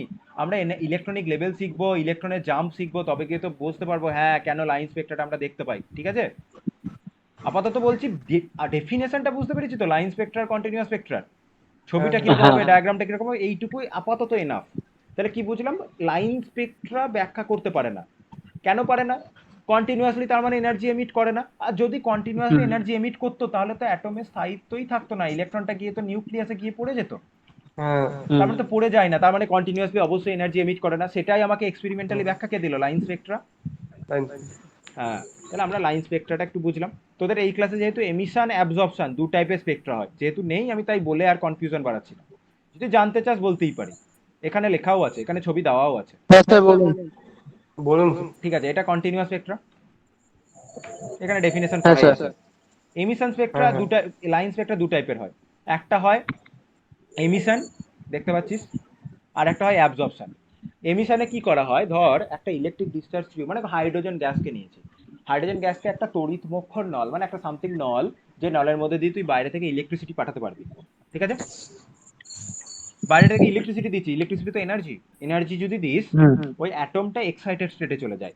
এখন তোকে আমি যদি বলি এক্সাইটেড স্টেটে চলে যায় বলে ইলেকট্রনগুলো গ্রাউন্ড স্টেট থেকে আপার স্টেটে জাম্প করে যায়, সেটা তখন বুঝতে পারছিস না, তাহলে বুঝবি ইলেকট্রনগুলো এক্সাইটেড হয়ে যায়, সেগুলো লোয়ার এনার্জি থেকে হায়ার এনার্জিতে পৌঁছে যায়, কারণ বাইরে থেকে এক্সট্রা এনার্জি পাচ্ছে। ঠিক আছে, লোয়ার এনার্জি কি হায়ার এনার্জি কি, বোর থিওরি, বোর থিওরিতে এটা ব্যাখ্যা আছে। তাহলে লোয়ার এনার্জি থেকে হায়ার এনার্জিতে জাম্প করে যায়। এবার এনার্জি সোর্সটা চলে গেলে ও হায়ার এনার্জি থেকে লোয়ার এনার্জিতে যখন ব্যাক করে আসে, হায়ার এনার্জি থেকে, এটা হায়ার এনার্জি ধর, এটা লোয়ার এনার্জি, ও হায়ার এনার্জিতে পৌঁছে গেছে লোয়ার এনার্জি থেকে, ওখান থেকে যখন ইলেকট্রনটা ব্যাক করে আসে ও লাইট এমিট করে, ও সার্টেন পরিমাণ এনার্জি এমিট করে। লোয়ার থেকে হায়ারে আসতে গেলে কি করতে হবে, এনার্জি ছাড়তে হবে। তো হায়ার এনার্জি থেকে লোয়ার এনার্জিতে যদি নামতে হয় কি করতে হবে, এনার্জি ছাড়তে হবে না নিতে হবে? ছাড়তে হবে। তাহলে ও যে এনার্জিটা ছাড়ে সেটা লাইট এনার্জিতে। আমি এইচ নিউ লিখলাম, আমরা দেখি না সেই আগে লিখতো বিক্ষিপ্ত সূর্যালোক, এইচ নিউ লেখা থাকতো, এইচ নিউ মানে লাইট, লাইট। তাহলে এইচ নিউ কেন লিখছি, E equal to H nu, প্লাঙ্কের থিওরি পড়বো, তাহলে এইচ নিউ লিখছি মানে আমি লাইটের কথা বলতে চাইছি। তাহলে সার্টেন পরিমাণ লাইট সোর্স, মানে লাইট এনার্জিতে ওর এনার্জিটা রিলিজ করবে, মানে এই যে জাম্প হবে higher to lower, energy release করতে হবে, সেটা লাইট এনার্জিতে রিলিজ করবে। সেই যেই রেঞ্জের ফোটন রিলিজ করবে, মানে এইচ নিউ, আর এইচ নিউ মানে কি, এইচ সি বাই ল্যামডা, যেই ওয়েভ লেন্থের ফোটন রিলিজ করবে সেই ওয়েভ লেন্থের আমরা একটা লাইট দেখতে পাবো। হ্যাঁ, সেইটাই তো আমাদের ইম্পার্ট করে কি লাইন স্পেক্ট্রা। এই যে লাইন লাইন দেখতে পাচ্ছি, যেই রেঞ্জের ফোটন রিলিজ করবে, মানে যেই ওয়েভ লেন্থের ফোটন রিলিজ করবে, আমি সেই ওয়েভ লেন্থের কালার দেখতে পাবো, মানে সেই ওয়েভ লেন্থের করসপন্ডিং কালার দেখতে পাবো। এবার তোদের প্রশ্ন হচ্ছে, এক একটা অ্যাটম কি এতগুলো লাইন দেখতে পাচ্ছি কেন? কারণ জাম্প গুলো যে হায়ার, একটা হায়ার লেভেল আছে তা তো নয়, অনেক হায়ার লেভেল আছে। এখান থেকে জাম্প হতে পারে, এখান থেকে জাম্প হতে পারে, এখান থেকে জাম্প হতে পারে, প্রতিটার মধ্যে এনার্জি গ্যাপ নিশ্চয়ই আলাদা আলাদা। স্যার বলছি, কখন রশ্মিটা দেখা যায় জাম্প করলে না ছাড়লে? হ্যাঁ, ছাড়লে এনার্জি ওই এমিট করতে হবে। জাম্পের energy ক্ষেত্রে emit তো করতে জাম্প করার সময় আমরা যেটা দেখতে পাবো তখন অ্যাবজর্পশন দেখতে পাবো, এখন এমিশন নিয়ে কথা বলছি। তাহলে ওকে এক্সাইটেড করা হলো, বল বল। ইলেকট্রন গুলো স্যার জাম্প এনার্জি দিচ্ছি বাইরে থেকে, ইলেকট্রন গুলো লোয়ার এনার্জিতে ছিল, ওইটাই তো পরে বুঝবো, লোয়ার এনার্জি ছিল, বাইরে থেকে এনার্জি পেয়েছে, গ্রাউন্ড স্টেট থেকে হায়ার স্টেটে জাম্প করে গেছে, যখন যেরকম এনার্জি পেয়েছে জাম্প করে গেছে। কখনো ফ্লেম টেস্ট করেছিস কেমিস্ট্রিতে? না স্যার, ফ্লেম আমরা তো টেস্ট, মাধ্যমিক দিয়ে যাচ্ছি না। আচ্ছা, ফ্লেম টেস্টের সময় আমরা কি করি, কোনো একটা বাধ্য সল্ট হয়ে থাকে, যাই।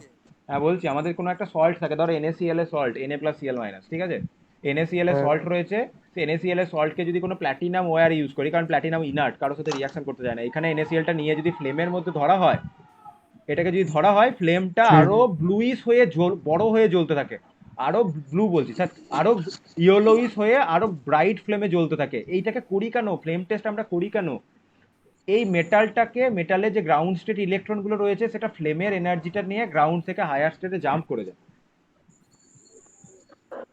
মানে লোয়ার এনার্জি থেকে হায়ার এনার্জিতে জাম্প করে যায়, দিয়ে যখন ব্যাক করে তখন আমরা এক্সট্রা এনার্জি পাই।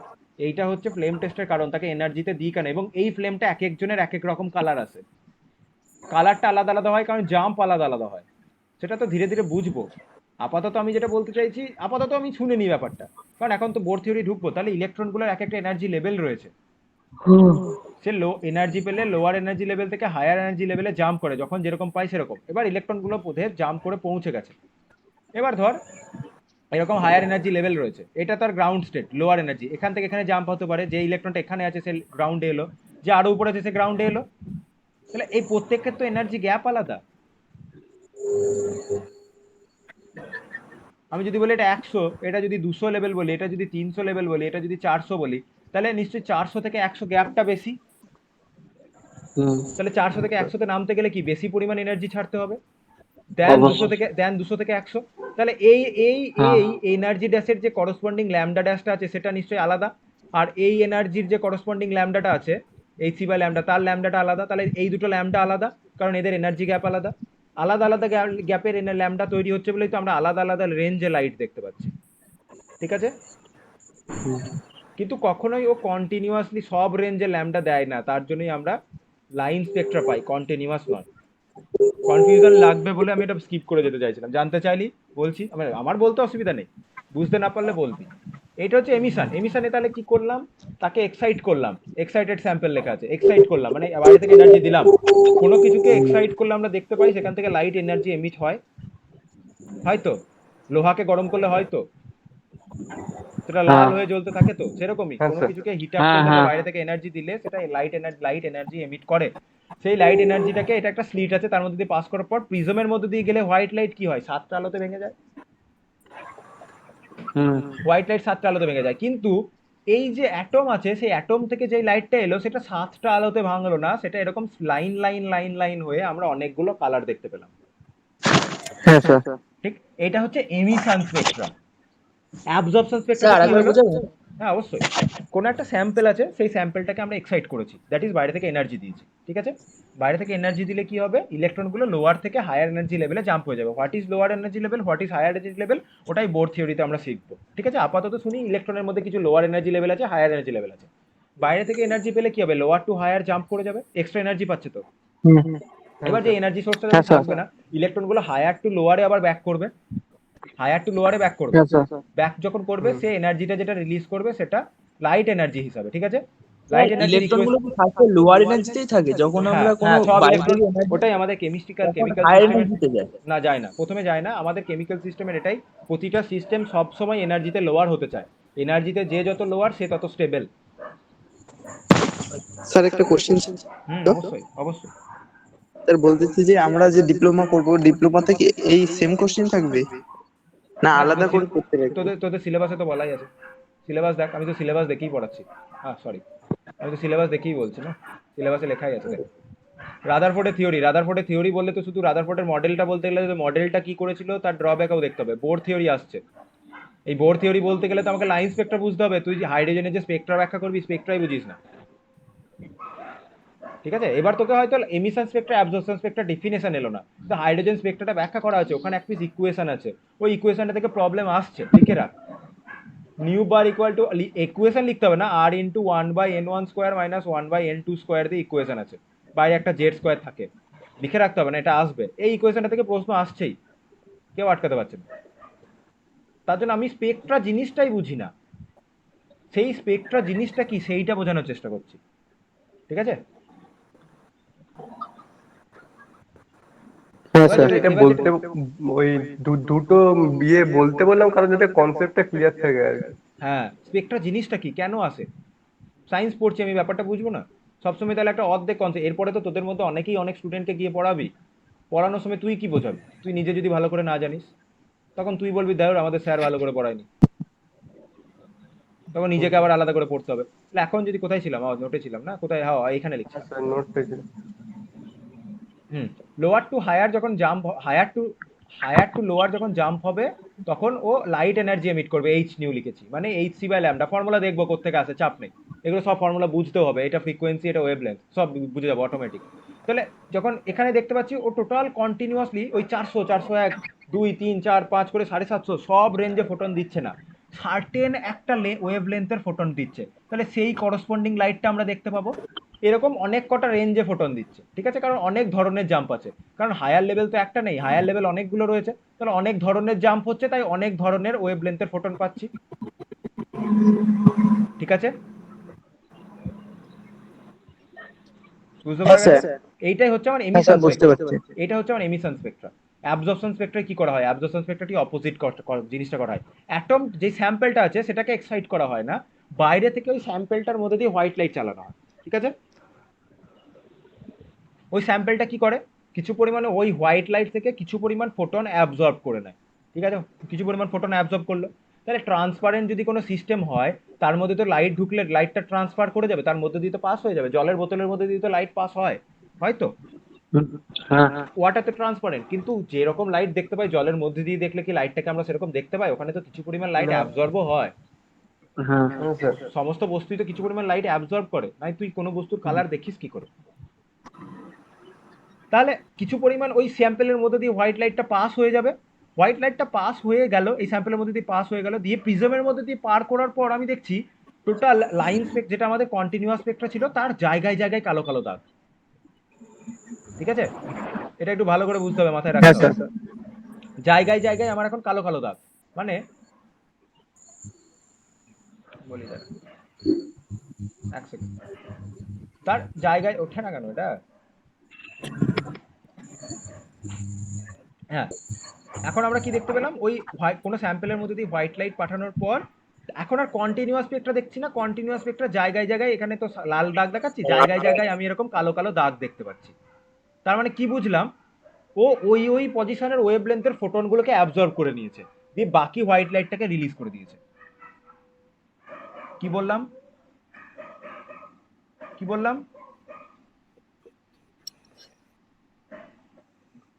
সাপোজ ধর আমি একটা আলো দেখতে পাচ্ছি, ধর একটা কালো দাগ দেখতে পাচ্ছি, এরকম রেঞ্জে একটা কালো দাগ দেখতে পাচ্ছি, হোয়াইট লাইট একটা স্যাম্পলের মধ্যে দিয়ে হোয়াইট লাইট চালিয়েছি, হোয়াইট লাইটটা পাস হয়ে গেছে স্যাম্পলের মধ্যে দিয়ে প্রিজমের মধ্যে দিয়ে পাস করেছি, দিয়ে আমি এরকম স্পেক্ট্রা দেখতে পেয়েছি, স্পেক্ট্রাটা টানলাম, স্পেক্ট্রাটা টানার পর দেখা গেল যে আমি টোটাল হোয়াইট লাইটটার যে স্পেক্ট্রা হয় সেটা পাচ্ছি, কিন্তু এরকম পজিশনে একটা কালো দাগ, তার মানে ওই রেঞ্জে ফোটন আসেনি, তার জন্য ওখানে কোনো লাইট নেই, হ্যাঁ স্যার। এটা রেঞ্জ লেটস এটা 470 ন্যানোমিটার নে, লেটস এটা 470 ন্যানোমিটার, তাহলে 470 ন্যানোমিটারের ওয়েভ লেন্থের কোনো ফোটন আসেনি, তাই ওই রেঞ্জটা কালো দেখা গেছে, তার মানে ওটা গেল কোথায়, ওই অ্যাটমটাই এই এই এই স্যাম্পলটাই তো অ্যাবজর্ব করে নিয়েছে ওই ফোটনটাকে, হুম দিয়ে বাকি হোয়াইট লাইটটাকে ছেড়ে দিয়েছে,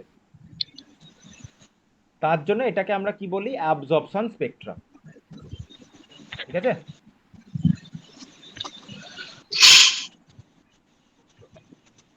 তার জন্য সেটাকে আমরা বলি অ্যাবজর্পশন স্পেকট্রাম, দেখতে পেয়েছিস যেখানে যেখানে আলো পেয়েছিলাম এখন সেখানে সেখানে কালো কালো দাগ,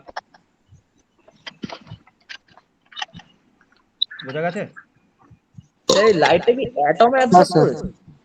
কোনটা বললো, লাইটটা কি অ্যাটমের, লাইটটা কি অ্যাটম অ্যাবজর্ব করছে? হ্যাঁ, লাইট তো এনার্জি, অ্যাটমের ইলেকট্রনগুলো ওখান থেকে এনার্জি সোর্সটা অ্যাবজর্ব করছে, এনার্জিটা কালেক্ট করে নিচ্ছে ওখান থেকে, ঠিক আছে।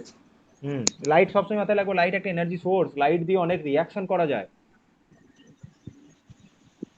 ইলেকট্রোম্যাগনেটিক প্রেসার বলে এক ধরনের জিনিস আছে, যেখানে ইলেকট্রোম্যাগনেটিক লাইট একটা প্রেসার ক্রিয়েট করে, অনেক হাই এনার্জির লাগবে সেটা আলাদা কথা, কিন্তু ইলেকট্রোম্যাগনেট মোদ্দা কথা লাইট একটা এনার্জি সোর্স, এইটুকু তো জানি, হ্যাঁ। ঘর গরম হয় কি করে, যখন আমরা হিটার ইউজ করি, হ্যাঁ ওর কি কি লাইটই তো ওখান থেকে এমিট হয়, হ্যাঁ এটা হাই ভোল্টেজ লাইট। লাইট একটা এনার্জি সোর্স, তুই সেরকম করে ইউজ কর, লেজার যদি ইউজ করা হয়, হাই এনার্জি যদি লেজার থাকে হাত পা ফুটিয়ে দেবে, হাই এনার্জি যদি লেজার হয়, হ্যাঁ তো এটা হচ্ছে আমাদের অ্যাবজর্পশন এমিশন স্পেকট্রাম, এই লাইন স্পেকট্রাটাই আমাদের তাহলে কে ব্যাখ্যা করতে পারছিল না, রাদারফোর্ডের থিওরি লাইন স্পেকট্রা ব্যাখ্যা করতে পারছিল না, তাই তো, রাদারফোর্ডের থিওরি অনুযায়ী কন্টিনিউয়াসলি এনার্জি এমিট করছে, তাহলে কন্টিনিউয়াস স্পেকট্রা পেতাম, কিন্তু না, আমরা লাইন স্পেকট্রা দেখতে পাই, এই লাইন স্পেকট্রাটাই প্রতিটা অ্যাটমের ফিঙ্গারপ্রিন্ট বলে, কারণ প্রতিটা অ্যাটমের জন্য আলাদা আলাদা লাইন স্পেকট্রা, মানে যেখানে যেখানে লাইন স্পেক্ট্রা থাকে সেখানে সেখানে কি প্রোটন অবস্থিত থাকে? এই যে হ্যাঁ, সেই সেই রেঞ্জে ফোটন, প্রোটন নয় কিন্তু ফোটন, নতুন পার্টিকেল আছে, লাইটের পার্টিকেল হচ্ছে ফোটন, সেটা এখনো বলতে পারিনি, সেটা বলবো, স্পেকট্রাটা ব্যাখ্যা করছিলাম, ফোটন বলে লাইট তো একটা পার্টিকেল নিয়ে তৈরি, লাইটের পার্টিকেল হচ্ছে ফোটন, ঠিক আছে, তো সেই রেঞ্জে যেখানে যেখানে লাইট পাচ্ছি সেখানে সেখানে ফোটন পার্টিকেল এমিট হচ্ছে। এই ফোটন পার্টিকেল বোঝার জন্য, বোরের থিওরি বোঝার জন্য আমাদের কিছু ফান্ডামেন্টাল জিনিস বুঝতে হবে। ফান্ডামেন্টাল জিনিস বোঝার আগে আমাদের ফ্রিকোয়েন্সি, ওয়েভলেন্থ সম্বন্ধে কোনো ধারণা আছে? না। কিছু ধারণা নেই? না স্যার। একটু আধটু আছে। একটু আধটু আছে, তাহলে কি বুঝিস?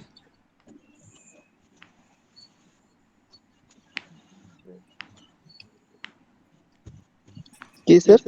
ফ্রিকোয়েন্সি, ফ্রিকোয়েন্সি বাংলা কি? কম্পাঙ্ক। কম্পাউন্ড। কম্পাঙ্কের ব্যাপারটা হচ্ছে একটা পূর্ণ দোলন। আমি এই কনসেপ্টটা বুঝবো, একটা complete cycle. What is a complete cycle? Simple harmonic motion দিয়ে বোঝানোর চেষ্টা করি। নট একটা পেন্ডুলাম ঝুলছে, ঠিক আছে? এটা একটা পেন্ডুলাম। এই পেন্ডুলামটার কমপ্লিট সাইকেল কোথায়? একদিকে এই পজিশনে পৌঁছালো প্রথমে, যে কোনো একদিকে যতটা যাবে তার বিপরীত দিকে ততটাই গিয়ে ফিরে আসে নাকি? ফিরে আসবে, দিয়ে আবার তার ইনিশিয়াল পজিশনে ফিরে আসবে। তার হ্যাঁ, তার বিপরীত দিকে ততটাই যাবে। অতটাই যাবে, ঠিকই বলেছিস। এই মাঝের পজিশনে ছিল, যতটা এদিকে গেল ততটাই যাবে, বিপরীত তার দিকে গেল, বিপরীত দিয়ে দিকে আবার অতটা যাবে, আবার তার পুনরায় পূর্বস্থানে পুরোনো ফিরে আসবে। পজিশনে ফিরে আসবে। এটা হচ্ছে একটা কমপ্লিট অসিলেশন।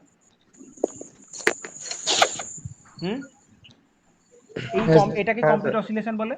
এই কমপ্লিট অসিলেশনটা 1 সেকেন্ডে যতবার করতে পারবে আমরা তাকে তার কম্পাঙ্ক বা ফ্রিকোয়েন্সি বলবো, ঠিক আছে? শুধু এটা পেন্ডুলামের জন্য নয়, অনেক কিছুর জন্য এটা ব্যাখ্যা করা যায়। এটা বোঝাতে সুবিধা, একটা কমপ্লিট সাইকেল বোঝাতে এটা দিয়ে সুবিধা। একটা কমপ্লিট সাইকেল এ যদি সেকেন্ডে দুবার করে তাহলে এর কম্পাঙ্ক কত? 2 স্যার। 2। 2। কম্পাঙ্কের ইউনিট আমরা কি বললাম? সাইকেল পার সেকেন্ড, তাই তো? সাইকেল পার সেকেন্ডকেই আমি হার্জ বলি, যেটাকে ছোট করে HZ দিয়ে আমরা রিপ্রেজেন্ট করি। হার্জ মানে সাইকেল পার সেকেন্ড। তাহলে এই যে ডান প্রথমে এইদিকে বাঁ দিকে গেল, বাঁ দিক থেকে ততটাই ডান দিকে গিয়ে আবার ইনিশিয়াল পজিশনে ব্যাক করলো, এইটা হচ্ছে কমপ্লিট সাইকেল। এই কমপ্লিট সাইকেলটা যদি সেকেন্ডে দুবার করে তাহলে তার ফ্রিকোয়েন্সি কত? 2 হার্জ। 2 হার্জ। ঠিক, 2 হার্জ। এটাকে আমরা কি দিয়ে রিপ্রেজেন্ট করি? একটা গ্রিক লেটার নিউ, এরকম করে বেঁকানো, কিন্তু ভি নয়, ভি হলে এরকম হতো, নিউ, ঠিক আছে? কি বলেন sir? New, new, new. NU, ঠিক আছে? সব ডেফিনেশন লেখা আছে। এবার আমি ডেফিনেশনে যাই। কি লেখা আছে? Frequency is defined as the number of oscillation of a wave per unit time. আমরা ইউনিট টাইমটা বলেছি পার সেকেন্ড, তাই কি হবে? হার্জ।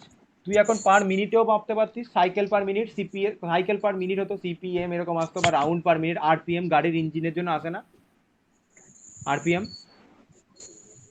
4500, 5000, 6000 আরপিএম, ওগুলো তো একটা কমপ্লিট অসিলেশনের কথাই বলে, রাউন্ড পার মিনিট। এবার এখানে ইউনিট টাইম বলেছি মানে পার সেকেন্ডে আলোচনা করেছি আমরা। এখানে কেমিস্ট্রিতে আমরা যা আলোচনা করবো সব পার সেকেন্ডে, তার জন্য সেটা পার সেকেন্ড মানে 1/সেকেন্ড। 1/সেকেন্ড মানে কি? সেকেন্ড ইনভার্স, তো এটা তো জানি সবাই। 1/10 মানে কি? 10⁻⁻1। সেটাই 1/সেকেন্ড মানে সেকেন্ড ইনভার্স, সেটাই লেখা হয়েছে আর্টস। সময় একক সেকেন্ডে বলে তো সবকিছু সেকেন্ডে আমরা আলোচনা করবো নাকি? কিন্তু আমরা মাপছি কি? প্রতি সেকেন্ডে। এবার যারা মাধ্যমিকে পড়েছে, যারা পড়েছে তারা ভেলোসিটি পড়েছে, তাদের জন্য আমি একটু বলি। তারা ভেলোসিটিতে কি পড়েছিস? ভেলোসিটির ইউনিট কি ছিল? যতটা ডিস্টেন্স যায়, আমি বলি যদি 30 কিলোমিটার পার আওয়ার, এই কথাটার মানে কি? ঘন্টায় 30 কিলোমিটার। ঘন্টায় 30 কিলোমিটার। এই পার আওয়ার মানে কি? প্রতি ঘন্টায়, মানে 30 প্রতি কিলোমিটার ঘন্টায় বাই 1 আওয়ার। যায়। তার মানে কি? প্রতি ঘন্টায় ইউনিটটা 30 আমরা তো এইভাবে কিলোমিটার লিখতে পারি, 30 কিলোমিটার ইনটু আওয়ার ইনভার্স। প্রতি ঘন্টা মানে পার আওয়ার। সেরকমই বললাম সাইকেল পার সেকেন্ড মানে প্রতি সেকেন্ডে যতগুলো সাইকেল। এবার সাইকেলেরটা তো হচ্ছে নাম্বার, এর আগে তো কিছু নেই, তার তো আর ইউনিট নেই। 2 এর আবার কি ইউনিট? দুবার সাইকেল নিচ্ছে, তার আবার কি ইউনিট? 2। তাহলে দুটো সাইকেল যাচ্ছে প্রতি সেকেন্ডে। তাহলে এখানে যেহেতু উপরের তলায় কিছু নেই, তাহলে 1 সেকেন্ড, তার মানে সেকেন্ড ইনভার্স। তার জন্য হার্জ মানে হচ্ছে সেকেন্ড ইনভার্স, মানে পার সেকেন্ড। বোঝা গেল কেন সেকেন্ড ইনভার্স? ঠিক আছে, তাহলে ইউনিট বুঝতে পারলাম, ডেফিনেশন বুঝতে পারলাম। এবার আমরা একটা ইম্পর্টেন্ট, এই ডেফিনেশনগুলো প্রচুর ইম্পর্টেন্ট, এই ডেফিনেশনগুলো না বুঝলে এরপরে সমস্যা হবে। এবার আসবে ওয়েভ লেন্থ। ওয়েভ লেন্থ মানে হচ্ছে একটা একটা, হ্যাঁ তরঙ্গ দৈর্ঘ্য, অবশ্যই তরঙ্গ দৈর্ঘ্য কি ডেফিনেশন কি জানিস?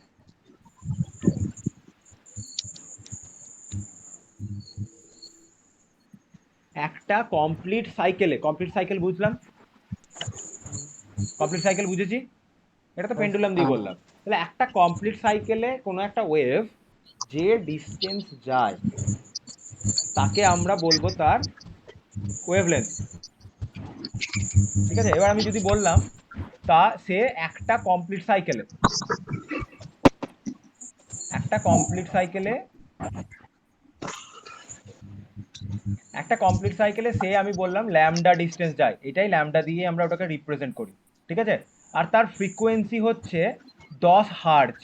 তাহলে সে প্রতি সেকেন্ডে কত ডিস্টেন্স যায়? ল্যামডা সেন্টিমিটার লেসে, তাহলে প্রতি সেকেন্ডে কত ডিস্টেন্স যায়?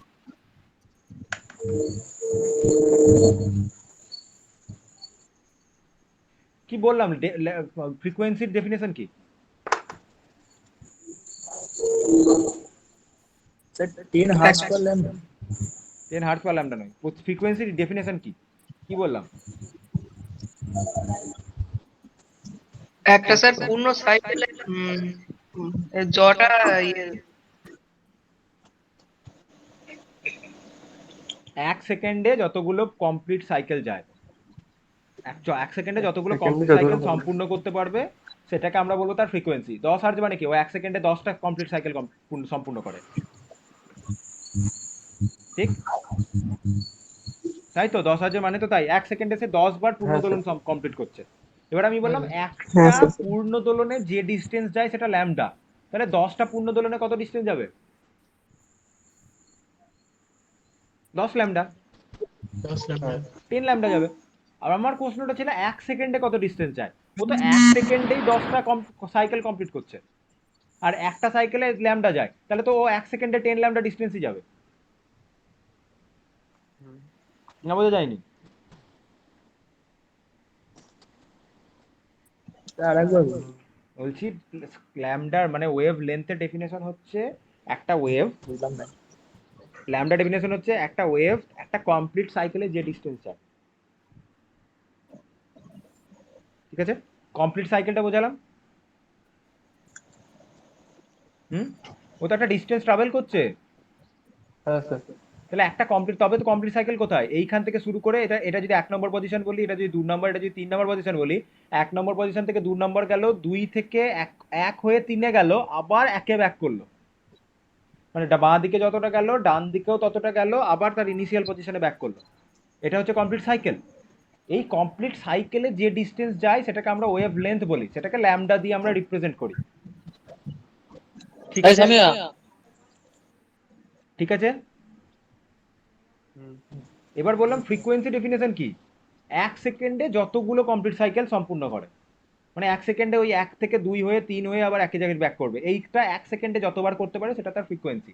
এক সেকেন্ডে যদি 10 বার করতে পারে তাহলে তার ফ্রিকোয়েন্সি 10 হার্জ। হুম, আর একটা কমপ্লিট সাইকেলে সে ল্যামডা ডিস্টেন্স যায়, তাহলে 10টা কমপ্লিট সাইকেলে কত ডিস্টেন্স যাবে? 10 ল্যামডা। আর এই কমপ্লিট 10 সাইকেলটা এই ল্যামডা। 10 বার কমপ্লিট সাইকেলে কত সেকেন্ডে কমপ্লিট করছে?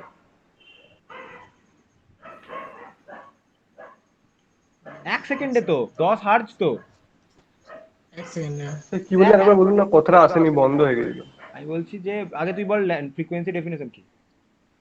হুম, এক সেকেন্ডে যত মানে যতগুলো পূর্ণ সাইকেল কমপ্লিট হয়, হ্যাঁ, তাহলে 10 হার্জ মানে কি?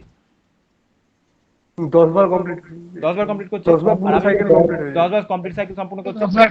আর আমি বললাম একটা কমপ্লিট সাইকেলে যে ডিস্টেন্স যায় সেটাকে আমরা বলি তার তরঙ্গ দৈর্ঘ্য, বা দ্যাট ইজ ল্যামডা। হ্যাঁ।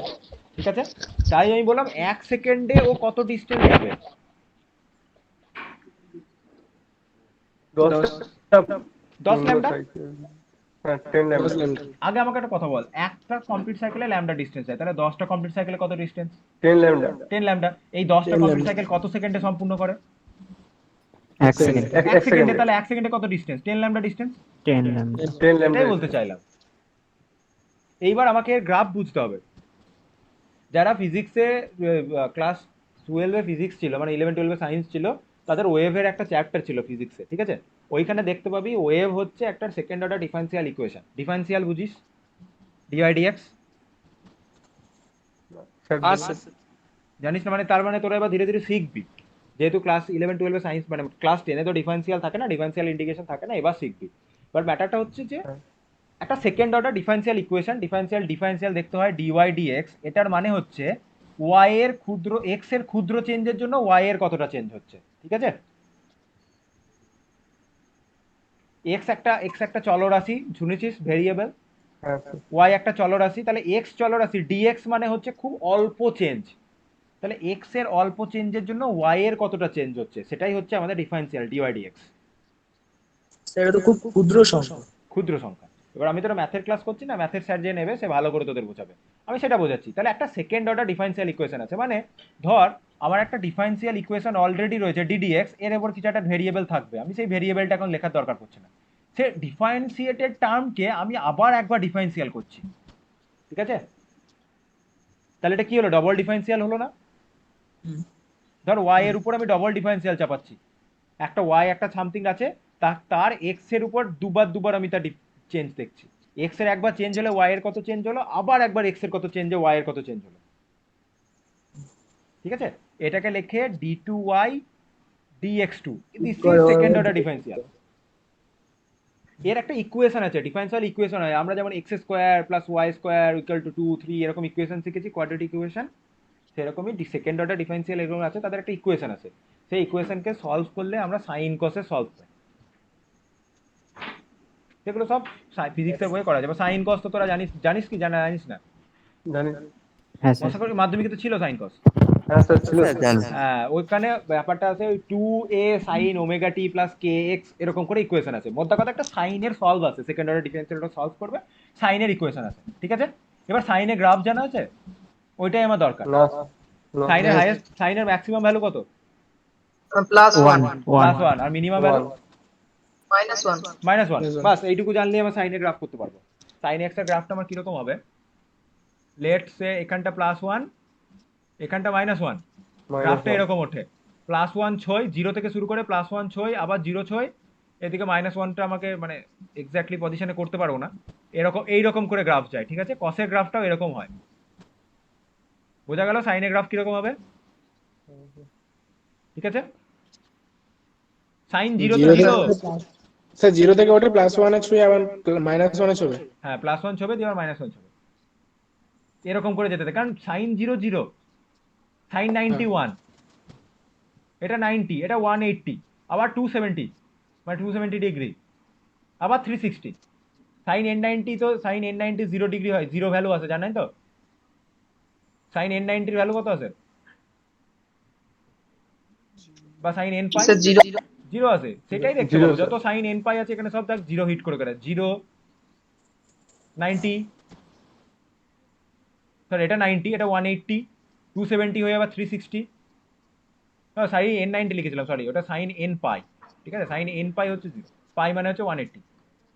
তো আমরা যেটা দেখতে পাবো, দেখ এখানে দেখ সাইন 0, এটা সাইন 90, 1 হয়েছে, আবার সাইন 180, 0 হয়ে গেছে, আবার 270 দিয়েছে, -1 হয়েছে, সাইনের গ্রাফগুলো এইভাবে যেতে যেতে থাকে, এবং মাঝে ইন্টারমিডিয়েটেরই ভ্যালু আছে। তোরা আমাকে প্রশ্ন করতেই পারতিস, কেন গ্রাফটা 0 থেকে শুরু এরকম হতো যে 1 হয়ে গেল, আবার এরকম হতে পারতো, এরকম হতে পারতো, বক্স হয়ে যেতে পারতো, কেন এরকম কার্ভের মতনই হয়?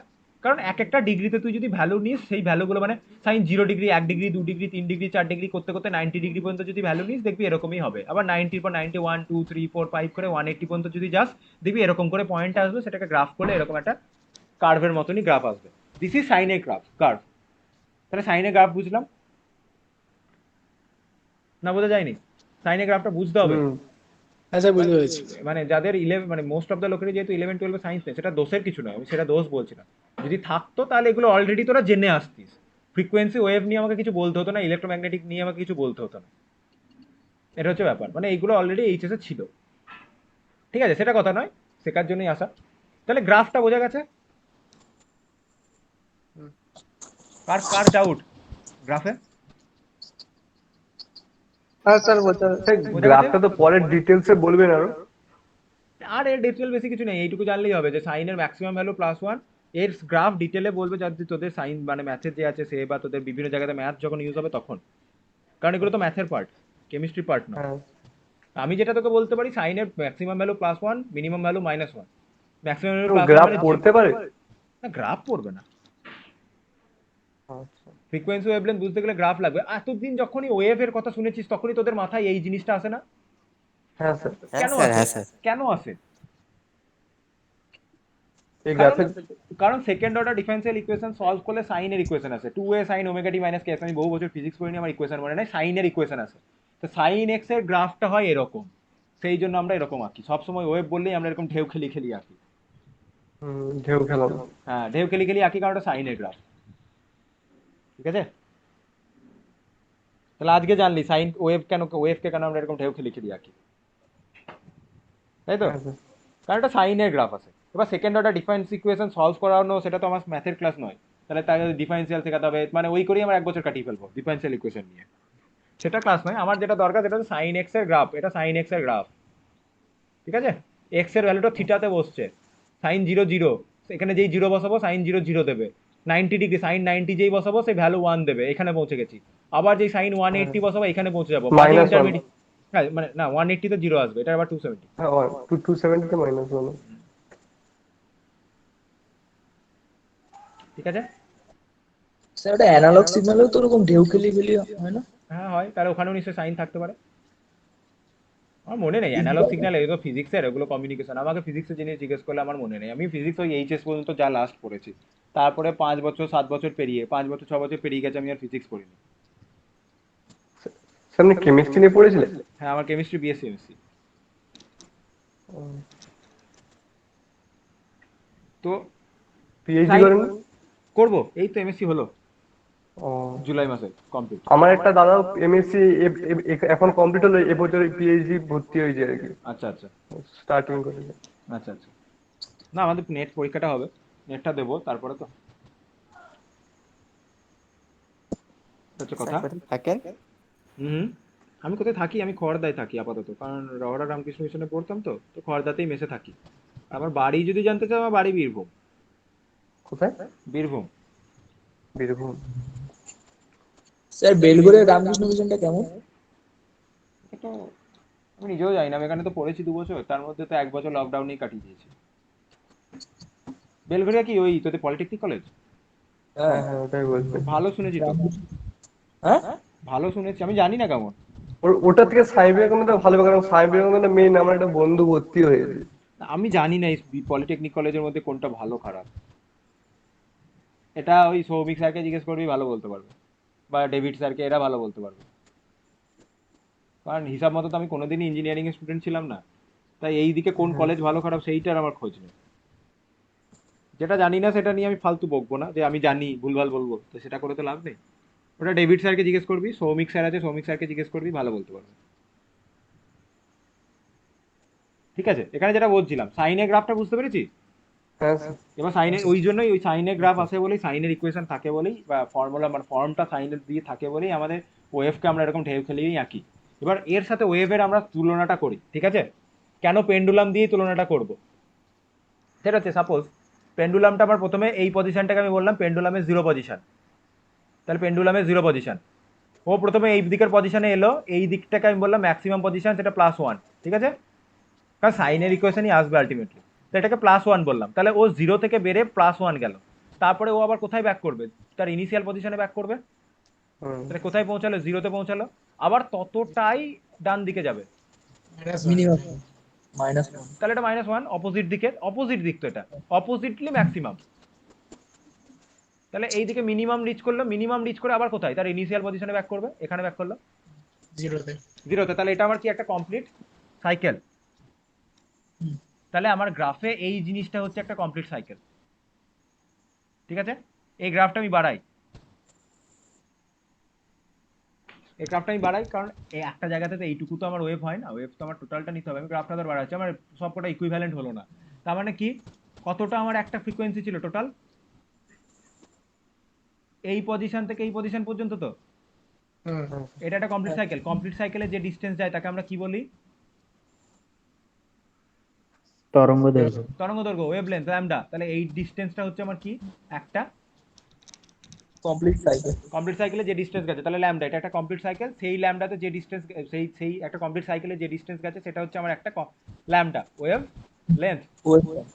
এইবার আমাকে কথা বল, আমি যদি পেন্ডুলামটাকে এই 0 পজিশন থেকে শুরু না করে পজিটিভ 1 থেকে শুরু করতাম তাহলে কি হতো? স্যার +1 থেকে নামতো, প্লাস ওয়ান +1 থেকে প্রথমে 0-তে আসতো, 0-তে আসতো, তাহলে এই +1 থেকে প্রথমে 0-তে এলো, +1 থেকে প্রথমে 0-তে এলো, তারপরে -1 -1-এ যেত, এই যে -1-এ এলো, আবার 0-তে ব্যাক করতো, আবার 0-তে তারপরে +1 তাহলে 0-তে গিয়ে আবার 0-তে ব্যাক করে আবার +1, তাহলে এখান থেকে এতটা, তাহলে এখান থেকে এতটা ডিস্টেন্সকে আমি কি বলতে পারি? ওয়েভলেন্থ। ওয়েভলেন্থ। এটা এই ডিস্টেন্সটা আমার তাহলে ল্যামডা, স্যার এটা তো একটা কমপ্লিট সাইকেল হলো। এটা কমপ্লিট সাইকেল হলো। আবার আমি যদি -1 থেকে শুরু করতাম তাহলে -1 থেকে আবার -1-এ ব্যাক করলো, তাহলে এটাও আমার একটা ল্যামডা, কমপ্লিট সাইকেল। রাইট? তাহলে আমি 3 ভাবে ল্যামডাকে রিপ্রেজেন্ট করতে পারি। তুই যেখান থেকে শুরু করবি সেখানে ব্যাক হতে হবে, সেইটা হলে যতটা ডিস্টেন্স যাবে সেটাই আমার ল্যামডা। আমি 3 রকম পজিশন থেকে শুরু করেই দেখালাম, দেখ 0 to 0, +1 to +1, -1 to -1, ঠিক আছে? এবার ডেফিনেশনটা কি লেখা আছে, এবার ডেফিনেশনটা বুঝতে পারবি। দেখ লেখা আছে wavelength can be defined as the distance between two successive crest that is up point or trough of a wave that is below point. এখানে বিলো পয়েন্টটা নেই, বোঝা গেল? আপ পয়েন্ট আর বিলো পয়েন্টের মধ্যে যে ডিস্টেন্স সেটাই আমার কি ওয়েভলেন্থ। ওয়েভলেন্থের ডেফিনিশন ফ্রিকোয়েন্সি, তাহলে ক্লিয়ার? হ্যাঁ স্যার। এবং এটা লেন্থের ইউনিট, তাই তুই centimetre, metre, kilometre, light year যে কোনো কিছুতেই মাপতে পারিস। আমরা সাধারণত এখানে মিটার, সেন্টিমিটার এবং পরে পরে দেখবো ন্যানোমিটার, মোস্টলি না আমাদের, আমি কি বলছিলাম 400 থেকে 750 ন্যানোমিটার। আমরা মোদ্দা কথা লেন্থের যা ইউনিট ওয়েভ লেন্থের একক অনুযায়ী, লেন্থের যা ইউনিট ওয়েভ লেন্থেরও তাই ইউনিট, ঠিক আছে? এবার হচ্ছে ভেলোসিটি। এখান থেকে আরো একটা ইম্পর্টেন্ট ফর্মুলা আসবে, এই ভেলোসিটি থেকে নয়, ফ্রিকোয়েন্সি ওয়েভলেন্থ থেকে আসবে, কিন্তু ফর্মুলাটা পাবো। ওয়েভ ভেলোসিটি হচ্ছে যে একটা ইউনিট, যা ভেলোসিটি ডেফিনেশন হয়, একটা ইউনিট টাইমে ওয়েভটা যে ডিস্টেন্স যাবে সেটা হচ্ছে তার ভেলোসিটি। আমরা যদি লাইট ওয়েভের কথা বলি, তার ভেলোসিটি কত? লাইটের ভেলোসিটিটা মনে রাখতে হবে 3 × 10⁸ মিটার পার সেকেন্ড, এবং লাইটের ভেলোসিটিকে আমরা সি দিয়ে ডিনোট করি। ওটা এক টাইপের কনস্ট্যান্ট ধরা হয় লাইটের ফ্রিকোয়েন্সি, লাইটের স্পিডকে। মাথায় ঢুকলো? আচ্ছা সাউন্ডের কি হবে? সাউন্ডের যেরকম স্পিড হবে তার সেরকম হবে। আর সাউন্ড তো আর ইলেকট্রোম্যাগনেটিক ওয়েভ নয়, সাউন্ড লংজিটিউডিনাল ওয়েভ। ওয়েভের আবার ভেরিয়েশন আছে। আমরা এখানে যে লাইট মানে পার্টিকেল নিয়ে ওয়েভ নিয়ে আলোচনা করছি সেটা হচ্ছে ইলেকট্রোম্যাগনেটিক ওয়েভ, যার একটা ইলেকট্রিক পার্ট থাকে আর একটা ম্যাগনেটিক ফিল্ড থাকে, যেটা একে অপরের পারপেন্ডিকুলার, ঠিক আছে? যেটা একে অপরের পারপেন্ডিকুলার, যে লেখা আছে ওয়াই অ্যাক্সিস বরাবর ম্যাগনেটিক ফিল্ড আছে, জেড অ্যাক্সিস বরাবর ইলেকট্রিক ফিল্ড আছে, এইভাবে এগোতে এগোতে যায়, তাহলে দ্যাট ইজ ইলেকট্রোম্যাগনেটিক ওয়েভ। তার magnetic field, electric field both থাকে। লাইট হচ্ছে একটা electromagnetic wave.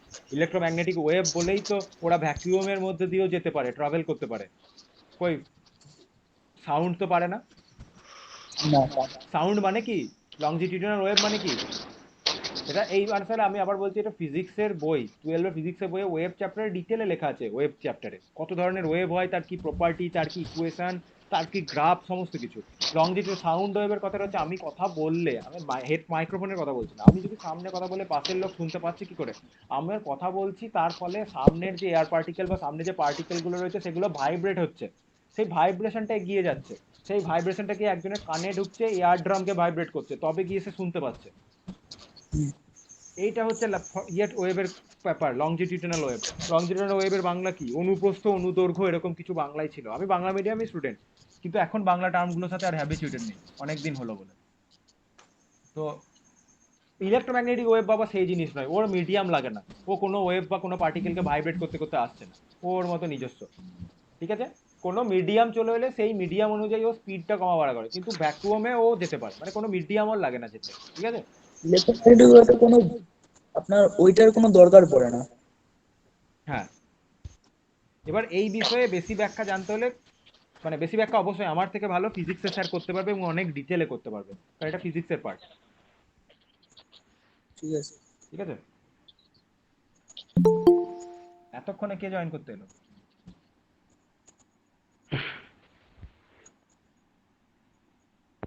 Sir chemistry next class কবে আছে? আমাকে দিক, তোরা জানতে পেরে যাবে, আমার আগে তোরা জানতে পেরে যাবে। ঠিক আছে। বৃহস্পতি শুক্র ঠিক আছে, আজকে আর কিছু বেশি বলতে আজকে চিন্তা নেই, আজকে আমি জাস্ট লাস্ট ফর্মুলাটা শেষ করে দিই, তবে গিয়ে বোর থিওরি ঢুকতে পারবো। কারণ বোর থিওরিতে যেই আমি তোকে নিউ বার বলবো, যেই আমি ল্যামডা বলবো, যেই আমি নিউ বলবো, আর কিছু ধরতে পারবি না কোথা থেকে আসছে। এই জিনিসগুলোর তো কনসেপ্টই নেই, সেই জন্য এই কনসেপ্টগুলো আগে থেকে করতে হবে। সেইটা নিয়েই এত কিছু বকছি, জানে এই জায়গাটায় ফান্ডামেন্টালে যদি প্রবলেম থেকে যায় আর বাকিগুলোর আর ইন্টারেস্টই জাগবে না, কারণ বুঝতেই পারবি না। এবার আমার একটা ব্যাপার হচ্ছে, আমার একটা প্রথম ফর্মুলা, ইম্পর্টেন্ট ফর্মুলা এবার মুখস্থ করতে হবে।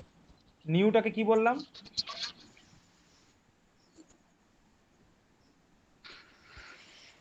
নিউ কি, নিউ দিয়ে কি ডিনোট করছি?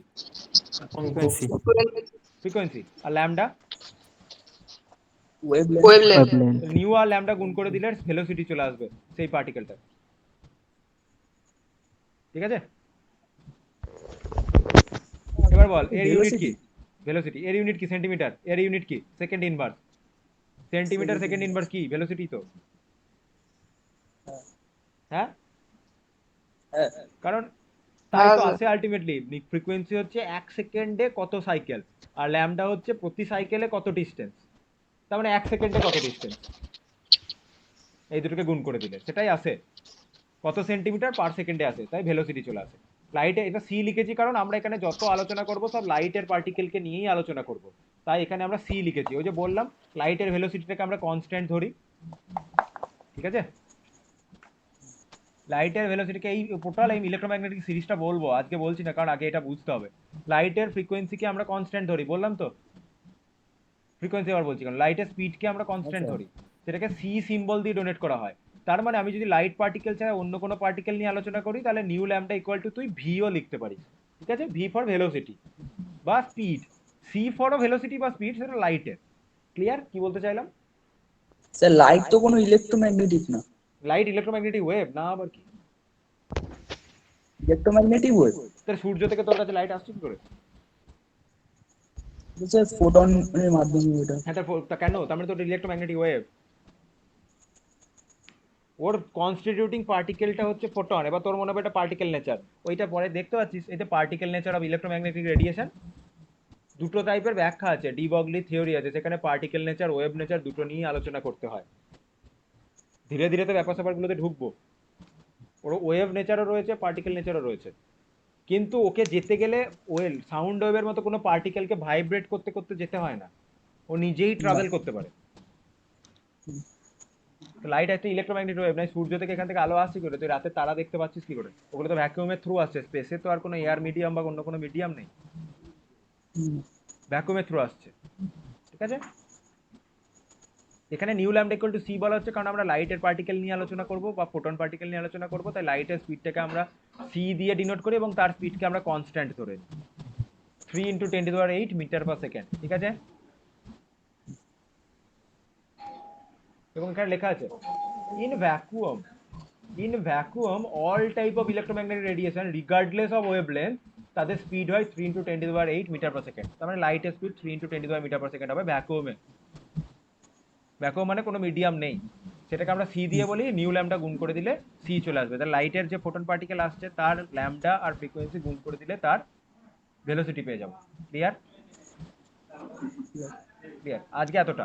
পরের দিন কি পড়বো একটা ওভারভিউ দেখে নিই। পরের দিন আমরা পড়বো এই ফ্রিকোয়েন্সি ওয়েভলেন্থকে কাজে লাগিয়ে আমাদের টোটাল একটা ইলেকট্রোম্যাগনেটিক সিরিজ আছে, যেইখানে এই মাঝখানের ছোট্ট মতো জায়গাটা হচ্ছে আমাদের ভিজিবল রিজিয়ন, যেই আলোগুলো আমরা শুধু দেখতে পাই, সেইগুলো দেখতে পাই না, যখন দেখতে পাই না সেটাকে নিয়েও আমাদের কিন্তু এইগুলো রয়েছে, এই রেঞ্জে আমরা চোখে স্যার দেখতে ওগুলো পাই না। তরঙ্গটা বেড়ে যায়।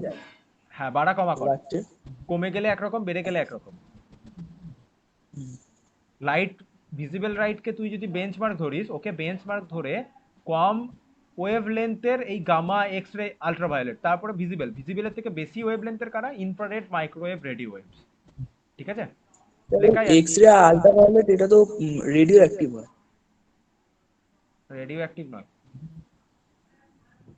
হ্যাঁ ওই radioactive wave X ray হচ্ছে alpha beta gamma. Radioactive element alpha X ray যদি রেডিও অ্যাক্টিভ হতো তাহলে তো শরীরের মধ্যে দিয়ে এক্স রে পাঠিয়ে তোর ইয়ে দেখতো, হাড়ের যে না এক্স ছবিটা। রে তো স্যার আপনার যদি বেশি ইউজ করা হয় তাহলে তো আপনার মানে কোষ যেটা মানে হ্যাঁ, শরীরে হবে ওটা তো, তো নষ্ট করে দেয়। হবে তো, কারণ তার এনার্জি বেশি, সেই জন্য হবে। রেডিও ইলেকট্রোম্যাগনেটিক বা সরি আলফা কি বলে, রেডিও অ্যাক্টিভ ওয়েভের ব্যাপারটাই তো তাই, ওদের ভেদন ক্ষমতা প্রচুর বেশি।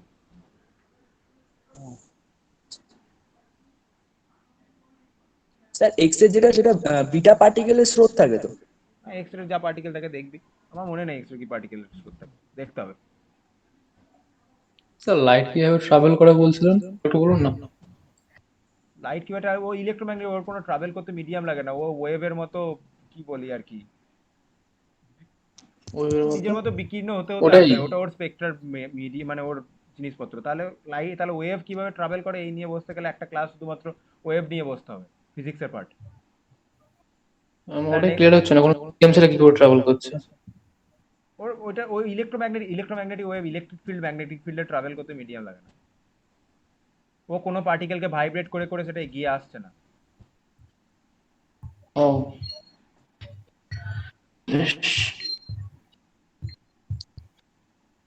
ভাইব্রেট করে আসতে গেলে এনার্জি লস হয়। হবে তো।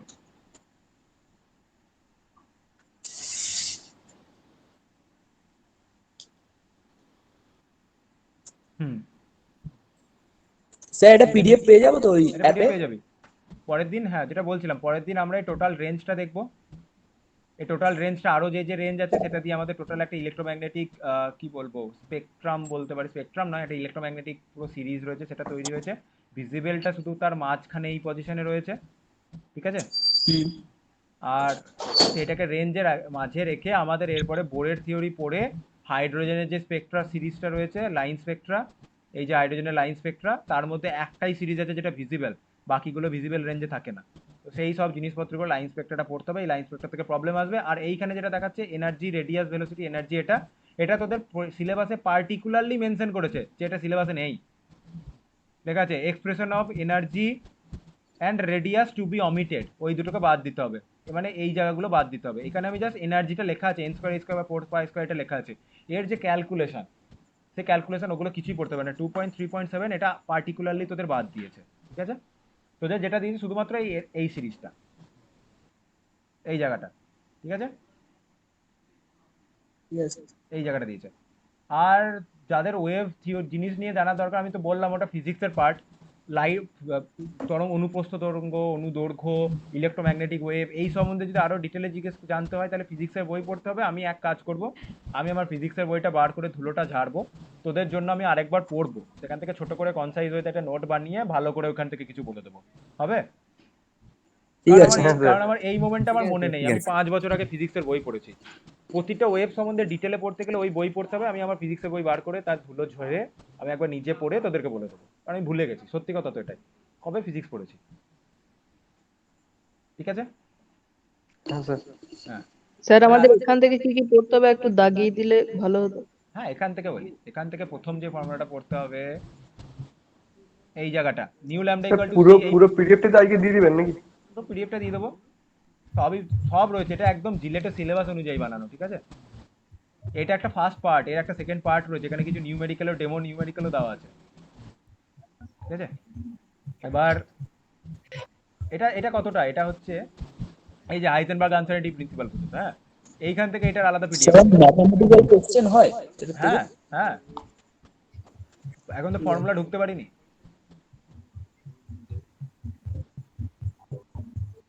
তো এই যে ফর্মুলা দেখতে পাচ্ছিস, এই ফর্মুলাটা দিয়েই তো তোদের পরীক্ষায় প্রশ্ন আসবে। আর প্ল্যাঙ্কের থিওরিটা এখনো বলিনি, প্ল্যাঙ্কের থিওরি বলবো। এই যে E equal to H nu দেখতে পাওয়া যাচ্ছে, এই একটা ফর্মুলা। আর এখানে nu lambda equal to C, এটা ফ্রিকোয়েন্সি কি জিনিস, ওয়েভলেন্থ কি জিনিস, ব্যাপারটা বুঝতে হবে। আর একটা যেটা পরীক্ষায় দেয়, ড্রপ একটা পড়তে হবে রাদারফোর্ডের থিওরি। রাদারফোর্ডের থিওরি থেকে আমরা on the basis of observation conclusion, Rutherford theory থেকে আমরা কি পেয়েছি, নিউক্লিয়াস সম্বন্ধে কি জানতে চাইছি, এইসব পেয়েছি। আর এক্সপেরিমেন্টটাতে কি জানতে পারা গেছিল, এই জিনিসগুলো একটু পড়তে হবে, ঠিক আছে? এক্সপেরিমেন্টের কনক্লুশন আর ড্রব্যাকটা তো স্যার করতে হবে। এবার ড্রব্যাকটা ইম্পর্টেন্ট। এবার তোদের এখান থেকে কত নাম্বার প্রশ্ন আসবে কেমিস্ট্রি? কেমিস্ট্রিটা আমাদের স্যার এক্সটারনালে 60 মার্ক আর 60 নাম্বার ইন্টারনালে 40। মানে 100 নাম্বার কোশ্চেন আসবে টোটাল নাকি? হ্যাঁ, টোটালে ইন্টারনালে 40 হবে আর এক্সটারনালে 60 হবে। হ্যাঁ, তার মানে যেটা করবে আমি বুঝতে পারছি, বোর থিওরি থেকে একটা নিউমেরিক্যাল দেবে, খুব ভালো করে বুঝতে পারছি। বোর থিওরি স্বীকার্য লিখতে দিতে পারে, ড্রব্যাক লিখতে দিতে পারে। রাদারফোর্ডের থিওরি ড্রব্যাক লিখতে দিতে পারে। এবং রাদারফোর্ডের থিওরি থেকে আমরা কি জানতে পেরেছিলাম, রাদারফোর্ডের থিওরির মানে তোদের বড় মার্কসের রিটেন পরীক্ষা আসবে তো, তার জন্য এই যে পয়েন্ট, এই বুলেট মার্কটা পড়তে হবে। ড্রব্যাক করতে হবে 2.2.2। আর আর যেটা পড়তে হবে স্পেকট্রা সম্বন্ধে, যেহেতু ডাইরেক্টলি বলা নেই তাই কিছু জানতে চাইবে না। আমাদের যেটা ফর্মুলা লাগবে এই যে nu lambda equal to C, এই ফর্মুলাটা পড়তে হবে এবং এই ফর্মুলা দিয়ে নিউমেরিক্যাল হতে পারে। আচ্ছা, এরপরে আমরা ধীরে ধীরে যখন এগোবো, এই যে বোরের থিওরি পস্টুলেট 1 2 3 4 পয়েন্ট করা আছে, যা লিখবি লিখবি এই ইকুয়েশন দুটো পরীক্ষায় লিখে আসবি, তাহলে অন্তত 4 নম্বরের মধ্যে 2 নম্বর দিতে পারতো। যাই হোক, এটা দেবে। এবার হাইড্রোজেনের যে স্পেকট্রা আছে, এই স্পেকট্রা থেকে তোকে নিউমেরিক্যাল করতে দেবে। এই নিউমেরিক্যাল একটা 3 কি 4 দিয়ে দেবে ডাইরেক্ট। নিউমেরিক্যাল গুলো হাতে ধরে শিখিয়ে দেবো, কোনো লাইন স্পেকট্রাম অফ হাইড্রোজেনের। হ্যাঁ, লাইন স্পেকট্রা অফ হাইড্রোজেন। এটা স্যার টোটাল মডেলে কটা মতবাদ আছে, কজনের? তোদের সময়, আচ্ছা প্রথমটা আমরা পড়লাম জে থমসন পড়েছিলাম, যেটা সিলেবাসে মেনশন ছিল না, কিন্তু ওটা না পড়লে অর্ধেক পড়া হবে। জে থমসনের মডেল বললাম, কিন্তু সিলেবাসে মেনশন নেই, তাই এই মডেলটা দেবে না। তোদের যেটা দেবে এই রাদারফোর্ডের মডেল, বোরের মডেল, এই দুটো ক্লাসিক্যাল টাইপের। বোর্ডের থিওরিটা হচ্ছে পুরো ক্লাসিক্যাল, বোর্ড বলছি, রাদারফোর্ডেরটা পুরো classical. Classical in the sense classical mechanics ফিজিক্সের। তারপরটা হচ্ছে সেমি ক্লাসিক্যাল, কারণ ওখানে কোয়ান্টাম মেকানিক্স আর ক্লাসিক্যাল মেকানিক্স বোথ ইউজ হচ্ছে। ঠিক আছে, এরপরে এই সিলেবাস এইটা দেখেছিস, quantum numbers, orbital concept, shape of SPDF orbital, SPD লেখা আছে, পাউলিস এক্সক্লুশন, এইগুলো হচ্ছে কোয়ান্টাম মেকানিক্স। এইটা একটা থিওরি, সমারফিল্ডের থিওরি। তাহলে 3 ধরনের থিওরি পড়তে হচ্ছে, Rutherford, Bohr, Sommerfeld. Sir Dalton নেই? না না, ডাল্টন আবার কি থিওরি? ও বললো অ্যাটমকে কোনো কোনো সবকিছু অ্যাটম দিয়ে তৈরি, অ্যাটমকে স্প্লিট করা যায় না, বাস ভুলভাল থিওরি। স্যার বলছি এভারেজ স্টুডেন্টদের কতক্ষণ টাইম দিতে হবে এটা মুখস্থ করার জন্য? এটা খুব কঠিন প্রশ্ন করে ফেললি। এভারেজ স্টুডেন্টদের জন্য সেটাই বলছি, এটা খুব কঠিন প্রশ্ন করে ফেললি। কতক্ষণ লাগবে? ব্যাপারগুলো বুঝতে পেরে গেছিস কি বলতে চেয়েছি? হ্যাঁ স্যার, এনি গেস? না, ব্যাপারগুলো যদি বুঝে গিয়ে থাকিস তাহলে মুখস্থ করতে বেশিক্ষণ সময় লাগবে না। তুই মুখস্থ তো লাইন টু লাইন করে নিতে, ব্যাপারটা বুঝে নিলি, ঠিক আছে, পড়ে নিলি। আমাদের পরীক্ষা দিতে গেলে কখনো আমরা ওয়ার্ড টু ওয়ার্ড নামাতে পারি না, আমরা ব্যাপারটা বুঝে নিই, তারপরে পড়ে নিই কিছুবার, মুখস্থ করার চেষ্টা করি, তারপরে যেটা বুঝেছি আমি সেটাই লেখার চেষ্টা করি। এক্স্যাক্টলি ওটাই স্যার, আমার মনে থাকে না, বুঝি ওটুকুই, হ্যাঁ, মনে খুব থাকে না। বুঝি, বইটা পড়ি, তাহলে কিভাবে লিখবো একটু বোঝার চেষ্টা করি, যতটা মনে থাকলো থাকলো, আমি তো কনসেপ্ট বুঝে গেছি, আমি এবার লিখে দিতে পারবো। আচ্ছা আচ্ছা, বেশ, তাই মেন লেখার টেকনিকটা জানতে হবে। লেখা টেকনিকটা করতে হবে, কনসেপ্ট বুঝে গেলে তুই আর ইংলিশ লিখতে পারলে কোথাও আটকাবে না। বেশ, ঠিক আছে, মানে তুই পড়েছিস যে হ্যাঁ এর ড্রব্যাকটা, প্রথম ড্রব্যাকটা হচ্ছে ইলেকট্রন কন্টিনিউয়াসলি এনার্জি এমিট করে নিউক্লিয়াসে পড়ে যেত, তাহলে নিউক্লিয়াসে অ্যাটমের স্টেবিলিটি আমি বলতে পারতাম না। ঠিক আছে, তাহলে তুই লিখতে পারলে, এই যে পড়ে গেছিস বই according to electromagnetic theory of Maxwell, এইটা যদি হতো তাহলে ইলেকট্রন যদি অ্যাক্সেলারেটেড কন্ডিশনে থাকতো তাহলে সে কন্টিনিউয়াসলি এনার্জি এমিট করে স্পাইরাল পাথে নিউক্লিয়াসে পড়ে যেত, তাহলে এই থিওরি দিয়ে অ্যাটমের স্টেবিলিটি আমরা ব্যাখ্যা করতে পারি, এটা জানি। এই কথা কটা তোকে নিজের ভাষায় তুই যদি লিখে আসিস, নাম্বার তো কাটতে পারবে না। পিকচার করে দেখাতে হবে এক্সামে, কি করতে হবে? পিকচার করে দেখাতে হবে। দেখ, কিন্তু আঁকতে পারলে সবসময় বেটার। ঠিক আছে, কোথায় গেল? ও সরি, তুই ড্র করতে পারিস, এইটা সবসময় বেটার। ড্র করতে আর কতক্ষণ? সেন্টারে একটা পজিটিভ চার্জ আসবে, এরকম করে একটা পজিটিভ চার্জ দিবি, এখানে ইলেকট্রন দিবি, দুটো স্পাইরাল পাথে ফেলে দিবি, বাস তীর চিহ্নটা দিয়ে দিবি যে স্পাইরাল পাথে এখানে এসে পড়েছে, বাস গল্প শেষ। আর কিছু দেওয়ার দরকার নেই। না লিখলেও কেউ নাম্বার কাটবে না, সেটা নিয়েও চিন্তা নেই। বাস তুই যেটা বুঝেছিস সেটা নিজের ভাষায় একটু লেখার চেষ্টা কর, সেই প্র্যাকটিসটা রাখ, তাহলেই পরীক্ষা হলে সব লিখতে পারবি। বা তুই হয়তো বাংলায় ভাবতে পারছিস, ইংলিশে লিখতে পারছিস না, তখন একটু সমস্যা হবে। হ্যাঁ, সেই প্রবলেমটা আছে। হ্যাঁ, ওটা তো নিজেকে দূর করতে হবে। বেশি বারবার জিনিসগুলো পড়ে লেখার চেষ্টা করে, নিজের ভাষায় লিখতে পারছি নাকি, কবার ভুল হবে? 2 বার 3 বার 4 বার লিখতে পারবি না, 5 বার এবার অটোমেটিক লিখতে পারবি। যদি মনে থেকে যায় তাহলে অসুবিধা হবে না। বাস অসুবিধা হবে, বাস আবার কিছু অসুবিধার কিছু নেই। আর একটা জিনিস আমি শুরুতেই বললাম, এই চ্যাপ্টারটা যতটা পড়াচ্ছি জিলেটের সিলেবাসের মতনই পড়িয়ে দেবো, মানে জিলেটে পড়তে গিয়ে অ্যাটমিক স্ট্রাকচার যে চ্যাপ্টারটা আছে ওখান থেকে 3টে প্রশ্ন আসবে, যেটা এখন দিন থেকেই কনসেপ্টটা ক্লিয়ার হয়ে যায়, এরপরে জিলেটের প্রিপারেশন নিতে গিয়ে যেন আমাকে অ্যাটমিক স্ট্রাকচারটা নিয়ে ভুগতে না হয়। ঠিক আছে, তার জন্য এখনই মাথায় জিলেটের কত মার্কস এক্সাম হয়? কেমিস্ট্রি 25 আছে। স্যার মোট 120 হয় না কেমিস্ট্রি, এই মানে জিলেট এক্সাম? তাই তো হয়। আমি আমার কেমিস্ট্রি পার্টের প্রশ্নটা দেখেছি, তোদের কি বললাম স্যার যে আমাদের আমি কোটা চ্যাপ্টার আছে একবার বলবেন? আমাদের চ্যাপ্টার কোটা আছে জিলেটে জিলেটে বা ফার্স্ট সেমে, বোধ বলে দিন। ফার্স্ট সেম তো এটা, জিলেটের সিলেবাস আলাদা। ফার্স্ট সেম তো তোদের এটা, আচ্ছা, প্রথমে অ্যাটমিক স্ট্রাকচার দেখতে পাচ্ছিস, তারপরে ওয়াটার, ঠিক আছে। হুম হুম। ওয়াটারের পর আসছে ইঞ্জিনিয়ারিং মেটেরিয়ালস, ওই মেটালার্জি যারা পড়েছিস জানিস তারা পাবি, এখানে কিছু পলিমার আছে, মুখস্থ চ্যাপ্টার। আচ্ছা তারপর আছে chemistry of fuels and lubricants. সত্যি কথা বলতে এটা আমাদের বিএসসি মিএসসিতে কোথাও ছিল না, তোদের জন্য আমি আলাদাভাবে একটা নোটটা বানাবো এই বই সে বই থেকে। আমাদের এখানে যে কেমিস্ট্রিতে সিলেবাস অর্গানিক মেকানিক্সের মেকানিক্যাল এটা আচ্ছা তোদের কি? আমাদের বোধ লাগে একটু আধটু, তার জন্য দিয়ে দিয়েছে সিলেবাসে। এটা তো তোদের জেনারেল সিলেবাস, এটা এমন তো নয় যে সবার জন্য, সে এটা জেনারেল সব ট্রেডেরই এটা তো ফার্স্ট ইয়ারে ফার্স্ট সেমে সব ট্রেডেরই একই সিলেবাস। একই সিলেবাস, মানে এটাই তো তোদের পড়তে হবে, অসুবিধা তো কিছু নেই। স্যার আমাদের কেমিস্ট্রি থেকে অর্গানিক আছে? না এখানে অর্গানিক নেই, এখানে কোনো অর্গানিক নেই। আর তোদের কেমিস্ট্রি আবার কখন আছে, পরের সেমে আছে? হ্যাঁ সেকেন্ড সেমে আছে। আচ্ছা লাস্টে স্যার জিলেটে কতগুলো চ্যাপ্টার হয়? জিলেটে 6-7টা স্যার চ্যাপ্টার সিলেবাস নেই। নেই। জিলেটে বেশ। সিলেবাস দেখায় দাঁড়া, জিলেটের সিলেবাসটা তো এখানেই রাখা ছিল নাকি, এইটা এটা একটু দিয়ে দিবেন। হ্যাঁ দিয়ে দেবো, বেশি উঠে গেছি।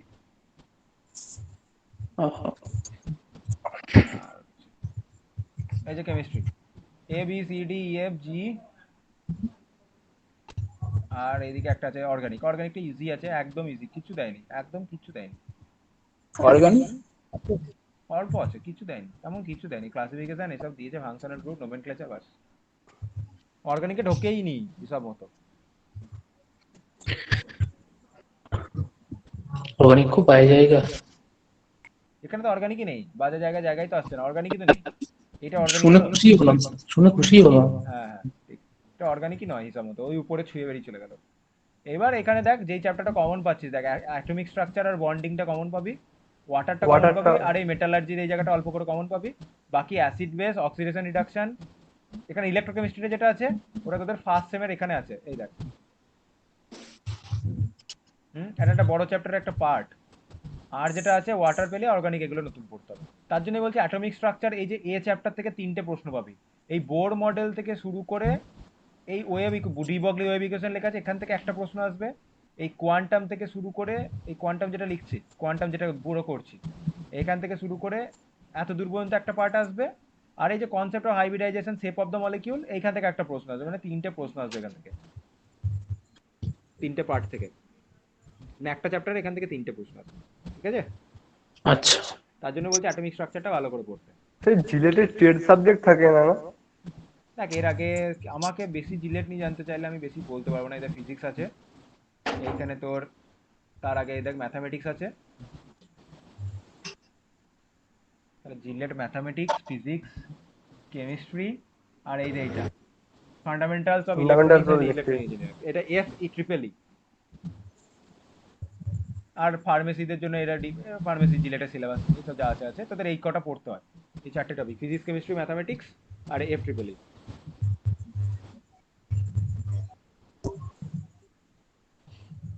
ঠিক আছে, তাহলে আজ এতটাই থাকলো। কারো কিছু প্রশ্ন বুঝতে পারিস নি? এবার হ্যাঁ, ওয়েভের কি সাউন্ড কিভাবে ট্রাভেল করে বললাম, ফিজিক্সের জিনিস, ও বহু আগে পড়েছি আমার মনে নেই, এটা কেমিস্ট্রি জিনিসই নয়, ফিজিক্সের পার্ট। তো ওই ফিজিক্সের বইটি বার করে আমি তোদের জন্য আরেকবার পড়বো, দিয়ে তোদেরকে বলে দেবো। আচ্ছা ঠিক আছে। আচ্ছা আর কোশ্চেন তৈরি হলে পরের দিন বলবো স্যার, সার্টেন টাইমে একদম খারাপ পড়বি, সময়। তাহলে দেখবি প্রশ্ন তৈরি হবে। বেশ গুড নাইট। হ্যাঁ গুড নাইট, একদম। স্যার হ্যাঁ বল। পিডিএফটা স্যার কখন পাবো? হ্যাঁ এক্ষুনি পাঠিয়ে দিচ্ছি। আমি একটু মার্ক করে দিই কোন জায়গাটা পড়বি, না ফ্রেশ পিডিএফটা পাঠাবো? মার্ক করে দেবেন। ঠিক আছে, মার্ক করে Mark আপাতত করে দেবেন। আজকে যতটা দিলাম ততটাই মার্ক করে দিচ্ছি, ঠিক আছে? ঠিক আছে স্যার।